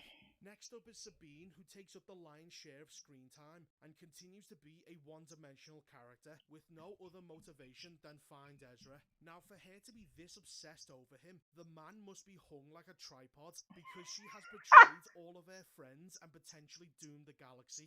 So I hope it was worth it. Moving on to Balin, he is slightly improved upon as we finally get an idea as to what his motivations are. I mean, they chose to wait 3/4 into the show before finally establishing why your villain does what he does. C1 said, bro, the Ravens game got me stressed, so I'm watching your live. The Ravens got you stressed. I don't feel with that. And neither does Morgan Elsbeth, as we still don't understand what exactly their motivations are. Now let's break down what little plot there is. The episode begins with Ahsoka and Huyang inside that stupid fucking space whale as they ride it to where Thrawn is. Because of course, this completely random space whale knows the exact place they need to go. Fuck you, Anna! So as they wait to pass the time, Huyang tells Ahsoka a story that begins a long time ago in a galaxy far, far away. Oh God. This is the last C1 said, I almost broke my TV when Lamar dropped the ball. They approach a planet that is called the Space Whale Graveyard, because when space whales are about to die, they always come to this shithole for some reason. Is it ritualistic? Are the whales religious? Fuck if I know. They just seem to come here because reasons. Morgan then says that her people were the first to ride the space whales to other galaxies. If the space whales are now everywhere and Morgan knows that you can use them to travel between galaxies, then why did she waste all of that time and effort building a hyperspace ring and looking for that bullshit MacGuffin when she could have just gotten a giant fishing net and captured one of the whales? Because if she did that, she would never have been caught by Ahsoka. Anyway, they land on the planet and are greeted by 3 Night Mothers because these super witches are fucking everywhere. They say that Thrawn will be arriving shortly, so they decide to lock up Sabine. The reason? It is dangerous. Wrong! That's wrong! Based on what? She's lost every fight she's been in. Anyway, Thrawn eventually shows up on a makeshift Star Destroyer. So Thrawn exits his ship, and during this entire episode, we never learn what he has been doing in this galaxy for years, or even what state is the galaxy in, and how exactly did he survive accelerating faster than the speed of light with no protection at the end of Rebels. He also says that he has been trapped in this galaxy. Why didn't Thrawn just take his Star Destroyer out and go and lasso a few space whales? He could have tied them to his ship and used them to go home anytime he wanted. The guy is supposed to be a genius, why can't he figure this out? This is the problem when you introduce stupid concepts like space whales. It creates many problems and pitfalls that Dave Filoni has no intention of answering. Anyway, since Thrawn is unable to find Ezra, even with the help of those bullshit witches that can see everything, he allows Sabine to go looking for him, with Balon and Hattie following nearby, with orders to eventually kill the pair of them. On the way, she is attacked by bandits, and she ends up being saved by her bullshit plot armor. Remember last episode when Ahsoka was easily able to stab through one of them? So why is it working this time? Well, that's because the plot said so. These bandits end up being completely useless. They just continue to keep aiming at her body rather than targeting her unprotected head. This keeps happening until she kills nearly all of them. Sabine then starts screaming at her mount for not helping out with the fight. And Marie Blake asks how long is left on vid? She has only just met this animal a few minutes ago, and the bandits had guns. What exactly did she expect this wild animal to do? There's one video left after this one, and then we're done. Jump in the way of the blaster fire? What a bitch! So she throws a temper tantrum and storms off like a child. We cut to Balin, who finally gives us his motivation. Wait, is it He's 7? basically Daenerys Targaryen. He wants to stop the wheel, or in this case, the cycle of war, and he believes that in order to do so, he must... Hold on. I missed you, though. Oh no, it's 2. Fuck. Jesus Christ. have Thrawn wage war on the the galaxy which will somehow stop more war. What? How exactly do you end war by having more war? Is it the only way to fight hate? Is with more hate! So after this show has wasted even more of our time, we cut to Sabine, who eventually meets up with a bunch of crab people, who then take her to meet Ezra, and all they do is hug.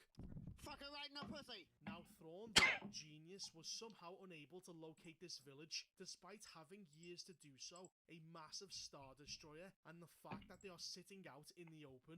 All this shows us is how stupid and useless Thrawn is. It's not even been a full day, and she is able to find Ezra just like that. And with that incredibly boring cliffhanger, the episode ends. That was awful. Now, this episode had two major problems. First off is Thrawn, who is built up to be this super villain, and yet he does nothing this entire episode. It's the most lackluster intro you could do for a character. All he does is have a bunch of witches tell him everything. That's it. Now, the real Thrawn is supposed to be insanely intelligent, but he was written by someone clever, whereas Dave Filoni is writing him now, and he is a fucking idiot. And as you all know, you can't write a character that is smarter than yourself, which is why he has included these bullshit power-broken witches into the script, because if Dave Filoni is unable to think his way out of a problem, which is quite frequently, then he will use these magical bullshit Deus Ex witches to do it for him. This leads us to the second problem, which is Sabine. She is a complete non-entity, and all this show has established is that she is completely desperate for Ezra's fat wang. Why else would she doom the galaxy for him? And yet when they meet, all they do is hug, nothing else. Sabine is absolutely devoid of personality and character, so it means nothing when these two have reunited. So that was episode 6 of Ahsoka. It's a piece of shit. Piece of shit. Missed you, Sel. We are ready, girl! Thou shalt always be. This episode continues to show us just how talentless Dave Filoni is as a writer, and he does this by having Thrawn, the so-called genius, act like a complete moron who has many opportunities to win throughout this episode, and yet despite having every advantage possible, he still somehow fails. Thrawn has been bigged up as the smartest person to ever exist in Star Wars, and yet he makes the most simplest of mistakes anybody with an average IQ can point out. Not only that, but the very few times he actually does get stuff right is when he asks the Night Mothers to do it for him, so every success he does have is done by other people. This is the major threat Star Wars is trying to establish. He accomplishes nothing by himself and relies on old women for help. That's just sad. Now, the real reason why these Harry Potter witches are even here is because Dave Filoni is stupid and can't think his way around the problems he himself has caused. So instead, he has decided to introduce these Deus Ex women so that they can use their magic bullshit to get Thrawn out of any problem he finds himself in. Next up is Ahsoka, who continues to be a complete black hole of a character. She is still no different to how she was before her transformation, and honestly, she is probably the most forgettable character out of the cast, which is funny since the show is named after her. Then we have Sabine, who despite betraying everything and everyone she knows, is never punished or even acknowledged as what she did was a bad thing. No, at the end of the episode, it's not even brought up. This goes to show that the morality in Disney Star Wars is absolutely backwards. yes, Just completely think about fucked. it for a second. Sabine willingly betrayed the galaxy and is directly responsible for allowing Thrawn to return, so every death that now happens because of that choice is her fault. She could have easily prevented this entire situation from happening, but instead allowed him to return for purely selfish reasons. And yet, this show will never acknowledge the consequences of her actions. Nope. And that's what we call a girl boss. The Mary Sue. They'll never be punished for the shit they do. Never. What the show chooses to frame as someone doing something wrong or acting immoral is this Asian man. And what exactly does he do that is so terrible? Well, his job, which is to question Hera for disobeying direct orders, which she did in fact do, and yet he is treated with nothing but scorn and vitriol by everyone. Even Mon Mothma has a smug grin on her face when Hera tries to belittle him. This made me wonder, why is this man who is objectively doing the right thing being treated worse than Sabine, who is objectively doing the wrong thing? Because I bet you for two reasons. Number one, he's probably because he's a man. That's one, because, well, he is a man. And then the second one is he's Asian. I'm pretty sure that's the reason. I'm telling you now, it's because he's Asian and he's a man. Those are two things. That's it.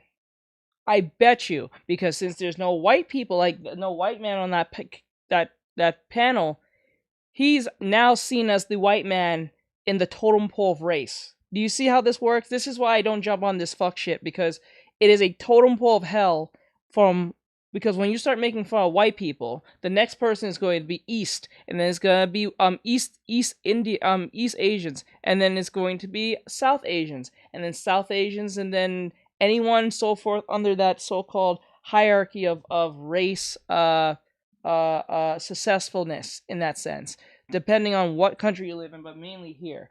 I'm telling you, that's what he's gonna say. I bet you. Well, that's because the writers are fucked up people and they have a fucked up worldview. The way they view good and evil is that anything, no matter how harmful or destructive that our heroes do, is good, and anything anyone else does which goes against our heroes, however minor, however well-intentioned, is seen as evil. This is how the writers at Disney perceive the world and why their stories are so immoral. It's a very simple-minded, you are either with me or against me mentality. That too. Which, ironically, is how Anakin behaved when he fell to the dark side. You're not with me. Then you're my enemy. And finally, we have Ezra, who is nothing more than an unfunny wet fart. He is just as empty and as shallow as everyone else with nothing to offer, and is about as enjoyable as getting your dick caught in your zipper. Anyway, here's the retarded plot. It begins on Coruscant with Hera facing a court-martial. Now, because the New Republic clearly has diversity initiatives, there aren't any white dudes around for Hera to belittle. So instead, she has to settle for the next best thing, which is this Asian man. Let's go! What'd I tell you? What'd I tell you? As Asians are Schrodinger's white. Yes, they're white adjacent as they claim. You know what I'm saying? It's fucking sad. This is why I don't subscribe to this Marxist insane shit. It's insane. It's evil. It's evil. It goes down the tone pole. Oh my god. They are treated as white when there are no white people around. So this Asian man correctly points out that Hera disobeyed direct orders. Protected the New Republic by ignoring direct orders. No, I protected the New Republic by ignoring Ryuga Samurai said damn called it. That's some bullshit, bro. That's crazy, dude. That's crazy. That's crazy. If anyone is watching this and don't think that's not a problem, or think that's okay, you are the racist, insane, progressive individual who needs their minds to be checked. That's wild. And the sad thing, it doesn't stop at race, right? So, like, if it goes from, like, white people to Asians to, I guess, Hispanics to Native Americans, and then indigenous, and then, or black, or then indigenous. If it's black people at the far bottom, which I believe is at the far bottom of that totem pole of hierarchy of so-called oppression Olympics, right under black people are people of orientation. Somehow. So to be the ultimate victim, you have to be black, a woman, black, trans, probably born a man into trying to be a woman, disabled, and also you have to be neurodivergent, disabled, and all that stuff, alongside being a former indigenous person. You have to be all those things to be the ultimate Super Saiyan, the Super Saiyan God, Super Saiyan type oppression individual to get over everyone.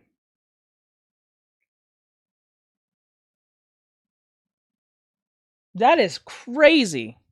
Actually, I think at the far top, I think it's like Jewish people than white people, or white people than Jewish people, because they kind of see Jewish people like which is weird because Judaism's a religion, it's not a race.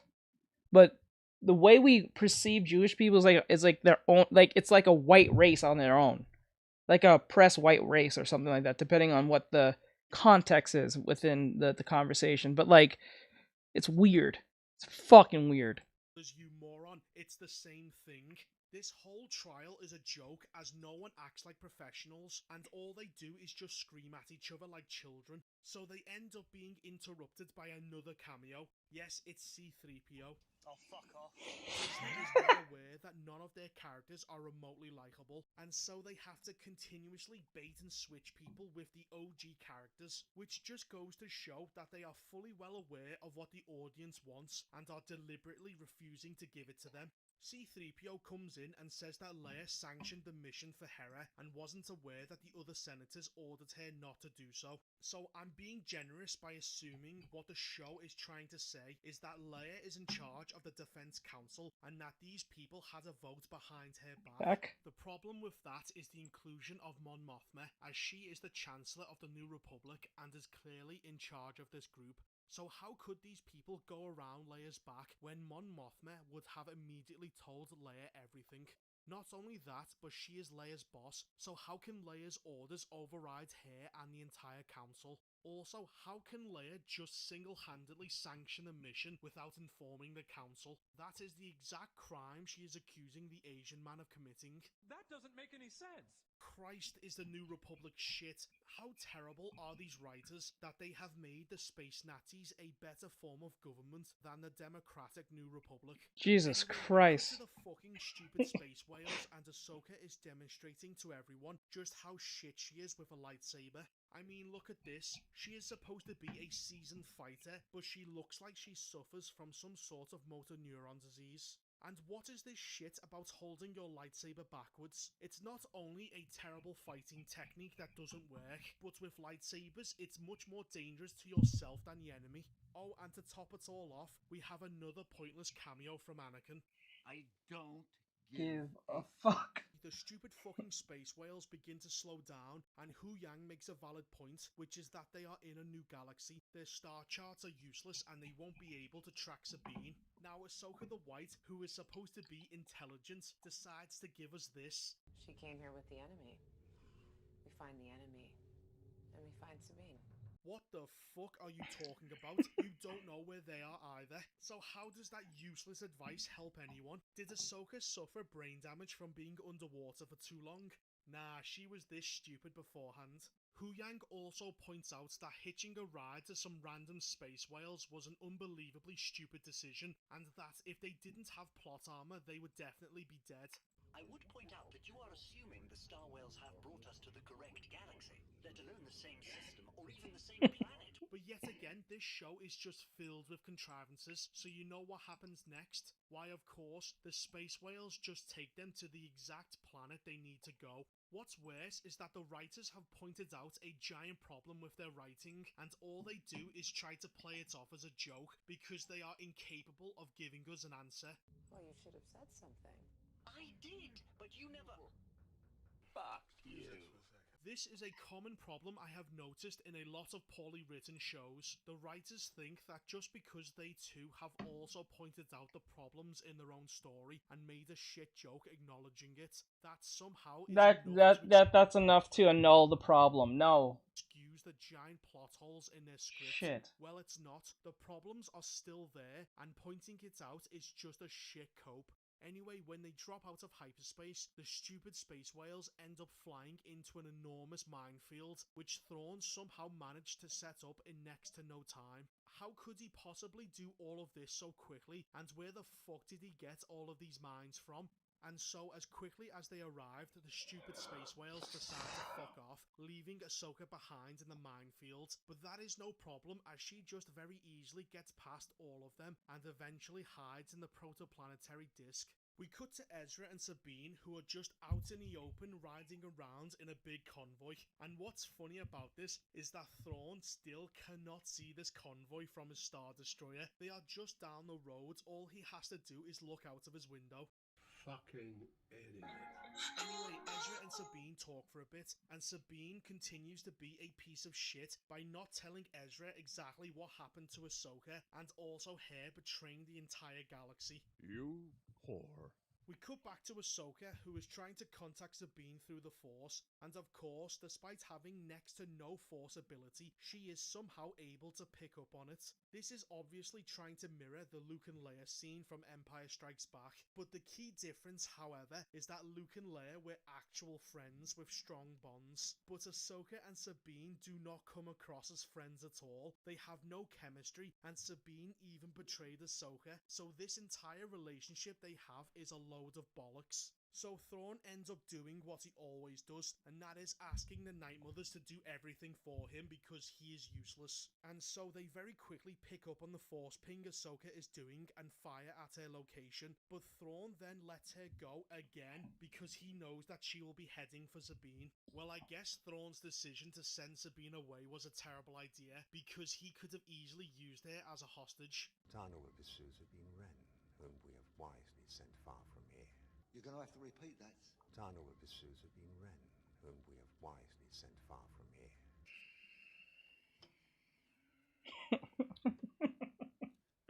What in heaven's name are you talking about? Thrawn is just a retard at this point, because simply saying that something you did was wise does not make it so, and if he hadn't sent Sabine away, then he could have used her as bait to trap Ahsoka, but no, he just let her go because he was unable to look out of his window and see that Ezra was hiding nearby. So as Ahsoka goes after Sabine, they are attacked by Not Samurai, who after a dull chase sequence surround the convoy. But before any of this happens, Balon has a conversation with Shin, and he tells her to go after the convoy alone, because if he actually helped, they would easily win. No, instead, Balon just decides to wait here on this random hill because he somehow knows that he has to have a fight with Ahsoka later on. Back to the convoy, Thrawn ends up sending gunships to help because the Not Samurai are fucking useless. But you know what he doesn't do? Nuke them with his Star Destroyer, which was his original plan in the first place. And so the gunships arrive and they seem to forget that they have guns on them because all they do is drop off the night troopers and don't act as air support. Why is everyone so fucking stupid? As Sabine and Ezra are being attacked, she offers to give back his lightsaber to him, but he refuses. Well, that's because this entire scene is about a male character giving his dick over to a woman, even though it's completely stupid of him not to take it. Instead, what the show has him do is using shit kung fu. We cut back to Balon, who is waiting for Ahsoka to arrive, and even though her ship is travelling at hundreds of kilometers an hour, she jumps out of it. Damn. That was hot rod. Ahsoka didn't crush every bone in her body and walked right up to Balon. They engage in a brief and terrible fight until Huyang fires a bunch of missiles right at them, which somehow cause 0 damage, and Ahsoka runs off with his dog horse. We then see Sabine and Ezra, who are completely surrounded, and even though Shin has told them to fire, they don't because Ezra tries to be funny. Don't you want to take us as prisoners? Ahsoka then You arrives, stupid? and of course, every night trooper ends up being just as useless as regular stormtroopers. During the fight, we have a scene where Shin throws Ezra into a wall. Aren't Force users supposed to be able to block one another unless they are severely weakened? Because if they could just use the Force on each other whenever they want, then why doesn't she just break his neck? I don't know. So of course our heroes end up winning, and although they have the opportunity to kill Shin, for some reason Ahsoka decides not to, probably because she needs to kill Balon next episode.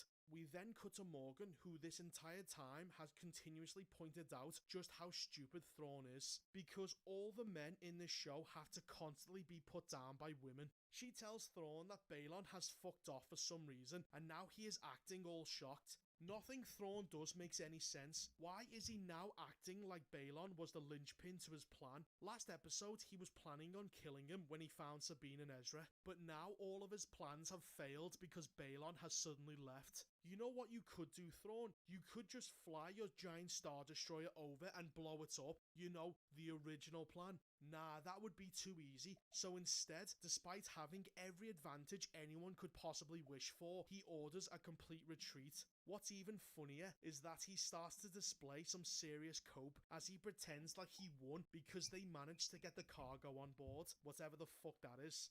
And so this show ends with everyone acting all happy, but do you know who isn't? Me, as this stupid waste of time outright insulted my intelligence with its convoluted bullshit. And with that load of bollocks, the episode ends. That was terrible. This episode showed all of us that Thrawn is completely incompetent. It tries to tell us that Thrawn is smart, but what it shows us was that he is a complete retard. He massively fucks up, then acts like he meant to do that. This episode destroyed Thrawn as a character. He should have easily won and outclassed everyone, but despite having an army, a Star Destroyer and Harry Potter witches, he was somehow beaten by 3 people. This level of terrible writing does not bode well for Filoni's upcoming shit Star Wars movie, as I guarantee he will be just as fucking incompetent then as he is now, and that's because Filoni is a retard, so he is only as intelligent as the writer. You want my prediction for the next episode? Well, it's going to be just as shit as all the others. This episode sucked ass, and Star Wars continues to be a dead franchise. It's a piece of shit. The Wooble sent me some crochet kits. Final one, thank God. Episode 8 of Ahsoka is a terrible finale to a terrible show, filled with nothing but stupid contrivances, awful choreography, bad dialogue, dull characters, inconsistent pacing, and worst of all, this show was utterly pointless. That's right, after 8 entire episodes, nothing has been accomplished. And is anyone really surprised at this point? Dave Filoni has shown everybody time and again that he is completely incompetent. He's even worse than a broken clock, because that at least gets something right twice a day. Ahsoka is a masterclass in how not to write a show, as it's so shit that even the actors have checked out with their lifeless performances. And why wouldn't they be? They don't have an actual character to play, only empty husks devoid of personality. Let's start with Ahsoka. She was a boring Jedi with no charisma, and by the end of the show, she is still a boring Jedi with no charisma, but now she wears white clothing. Sabine, who starts the show off as an asshole with no force powers, and by the end of it, she is still an asshole but now can use force powers without any training. Ezra is a constant damsel in distress that needs to be saved at all times by a woman.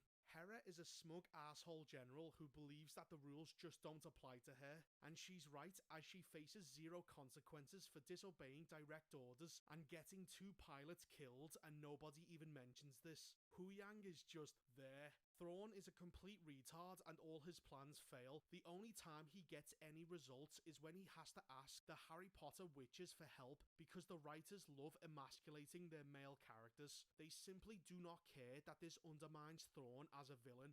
Balin did fuck all this season, Shin did fuck all this season, and we never find out who Morgan is or why she was so fanatically loyal to Thrawn, so much so that she was even willing to die for him. Nope, let's just ignore all of that because silly things like character motivations just aren't important in Ahsoka. No, the show would rather waste time on cheap meaningless cameos because they know that brain-dead talentless fucks are gonna clap at anything they put on the screen. So why the fuck is the company going to even try to make anything good if these fucking clapping seals are going to lap up anything they shit down their throats? Anyway, let's not waste any more of our lives on this piece of shit and break down this fucking mess of an episode. It begins with Thrawn, who after completing the cargo transfer makes the absolute terrible decision to not take his ship into orbit to dock with the giant space cock ring. No, instead he decides to bring it down to the planet where Ahsoka can reach it, because if he had done that, then there is no way Ahsoka, Sabine and Ezra would have made it to the ship.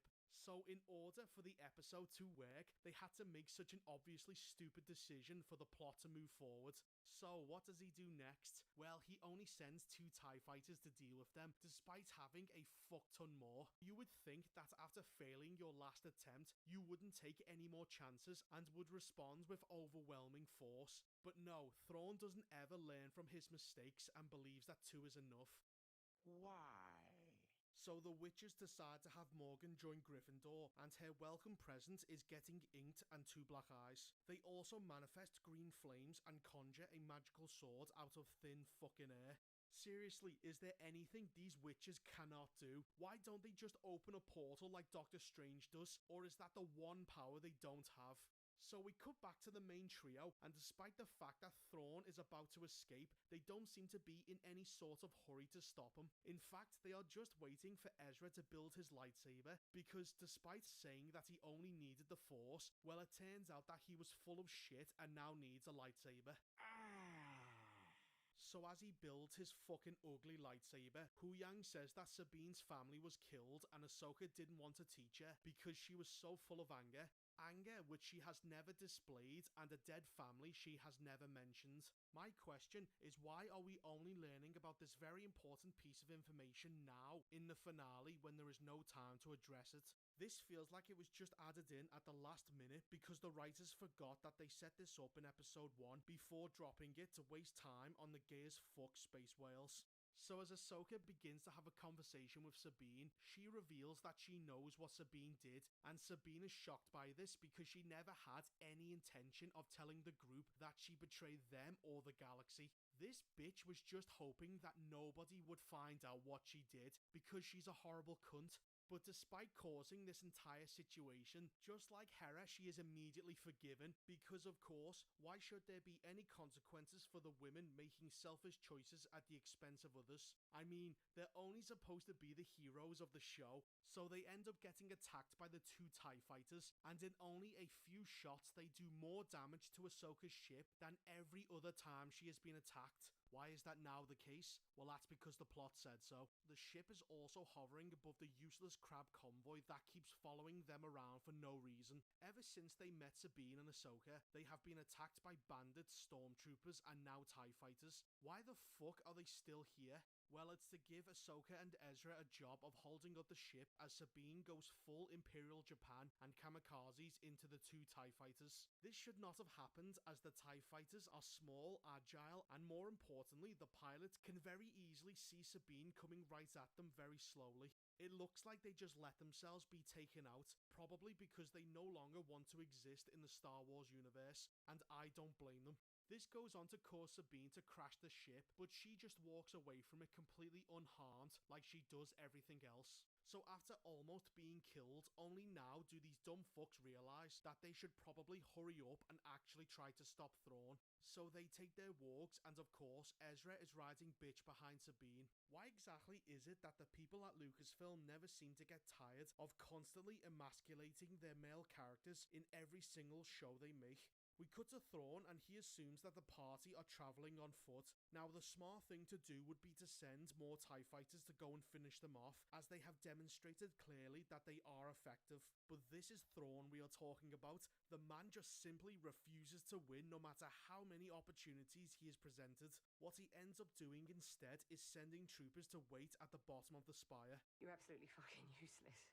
So as the group approaches the spire, another throwaway comment is made about how Thrawn found and awakened the Harry Potter witches. Again, another important piece of background information is just dropped randomly and nothing is done with it. How the fuck did Thrawn know about them? Why were they asleep? And what happened to their kingdom? Pointless background stories that will never get answered. The 3 of them travel towards the giant space cock ring but are still very far away. We then have a very brief scene where Morgan is ordering the troops instead of Thrawn, and when we cut back to the trio, they have somehow travelled from the top of this mountain to right underneath the Star Destroyer in a matter of moments. The ship opens fire, and even though these are 2 very close together targets running in a straight line, they simply cannot hit either of them. The fact they can't hit them is bad enough, but they also know they are heading towards the entrance, so why don't they just aim at where they are going instead? Well, due to the massive incompetence of the Empire, the quote-unquote heroes somehow manage to get past all of that and open the door to the spire. They then end up getting attacked by a lot of stormtroopers, and we see some terrible blocking by the group. Remember Ki-Adi-Mundi? He very quickly got gunned down by far less people, and that is exactly what should happen. It's all about surface area. You simply should not be able to block that many shots coming at you all at once. What follows next is a poorly choreographed action scene which finishes with Ahsoka doing a cringe pose. Once again, Thrawn demonstrates to all of us that he is a brain-dead retard, so he ends up doing what he always does and begs the Night Mothers for help. Luckily for him, they can also use necromancy as well, because of course they fucking can. At this point, it is becoming easier to point out which powers they don't have, so they go on to make zombies out of the stormtroopers and attack the three of them. They have lightsabers, the best possible weapon you could use on zombies, and yet they do not dismember them, they do not hit them in the head. Instead, they constantly stab and slash them in the stomach, which they already know is fucking useless, and yet they keep doing it. As the trio head up to the tower, Thrawn has forgotten to close all of the doors on the way up, which ends up being pretty convenient. Vicky J800 just followed. Ends up using them to slow down the zombies. Vicky J800 said, "Hi mate, nice streaming. You have a great streaming skills and it's very entertaining. But I noticed you have less views and follows. Will you like to get your channel promoted and get organic audience and followers? I hate Kick. Kindly God, chat I me hate on you. Discord Marcus Smith_29. I hate Kick. Also, these three are on foot, and yet they manage to run up what looks to be hundreds of floors in a matter of minutes. Since every single one of Thrawn's plans has ended up in complete failure, he decides once again to ask Morgan for help in buying time for him and the Harry Potter witches to escape. Morgan has only one fucking job, which is to stall them. So what does she do? Well, she just lets Sabine and Ezra walk right past her, only stopping Ahsoka. Because of course she does, no one in the show is intelligent. But that's okay, because there's already 2 dead zombie stormtroopers guarding the bridge. Now, the quickest and best way of dealing with them would be by having Ezra push them off the building. But if they actually did that instead of stupidly fist-fighting them, then Sabine would not have been able to randomly just unlock the Force without any training. So they end up winning the fight, but the Star Destroyer begins to take off. Not willing to risk her own life even to make up for her betrayal, she tells Ezra to jump for it, as she wants him to take the risk of potential death. She also says that she will be able to push him with her newly acquired Force powers. Ezra makes it to the ship, which should be impossible because it's way too far even with a Force push. The stormtroopers are watching him do this and they don't even fire, nor do they close the hangar doors. No, they just let him climb up and kill one of them, while Sabine somehow manages to snipe the other one with a pistol miles away and no visual aid. Right. The zombie troopers no longer act like zombies and manage to blow their way through the doors that Thrawn forgot to close. They end up forcing Ahsoka back onto the platform and surround her on all sides. And Marie Blake said, "What do you think so far?"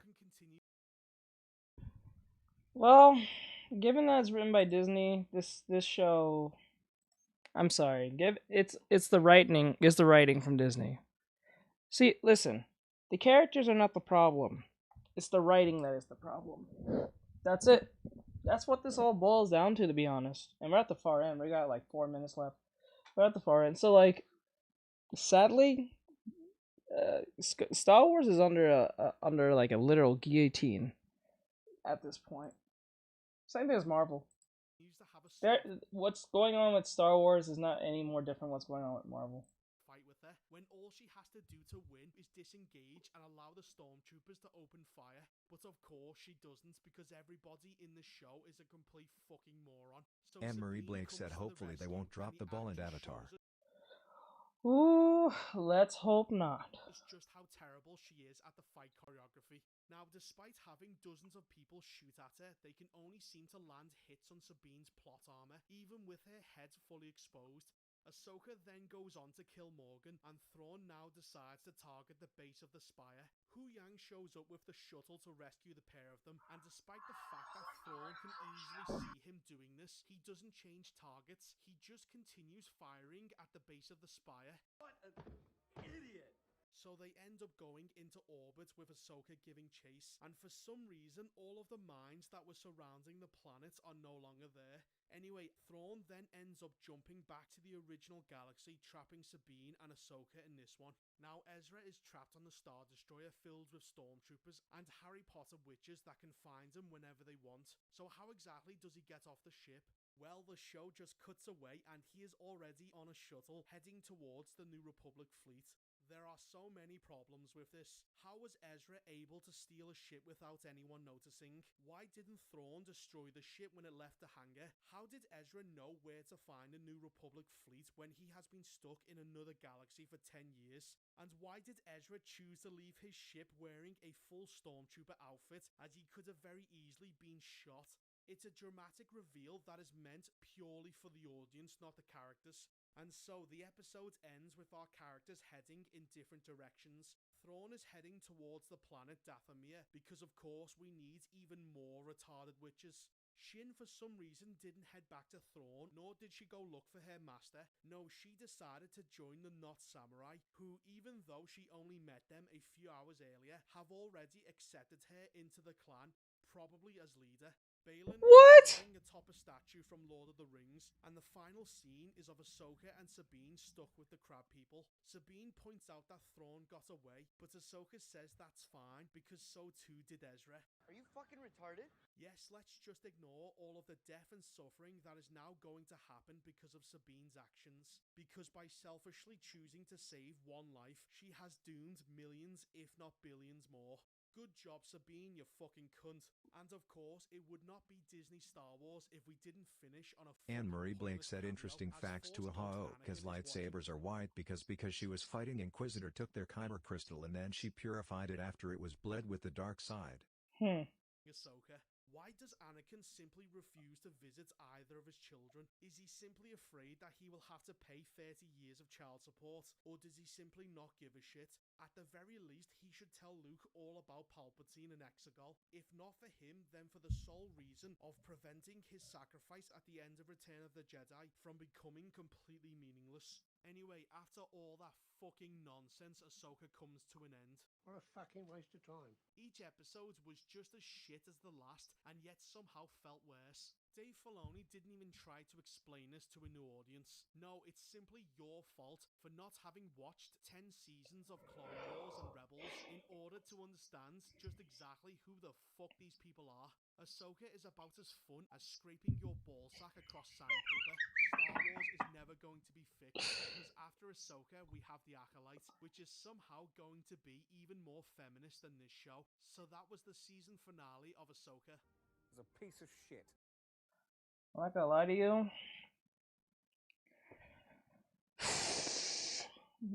It's sad. It's so sad.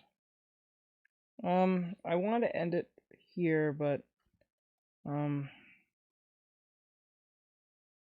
yeah, you know what? Yeah, we'll end it here. We'll watch this tomorrow. All right. Have a great night, guys.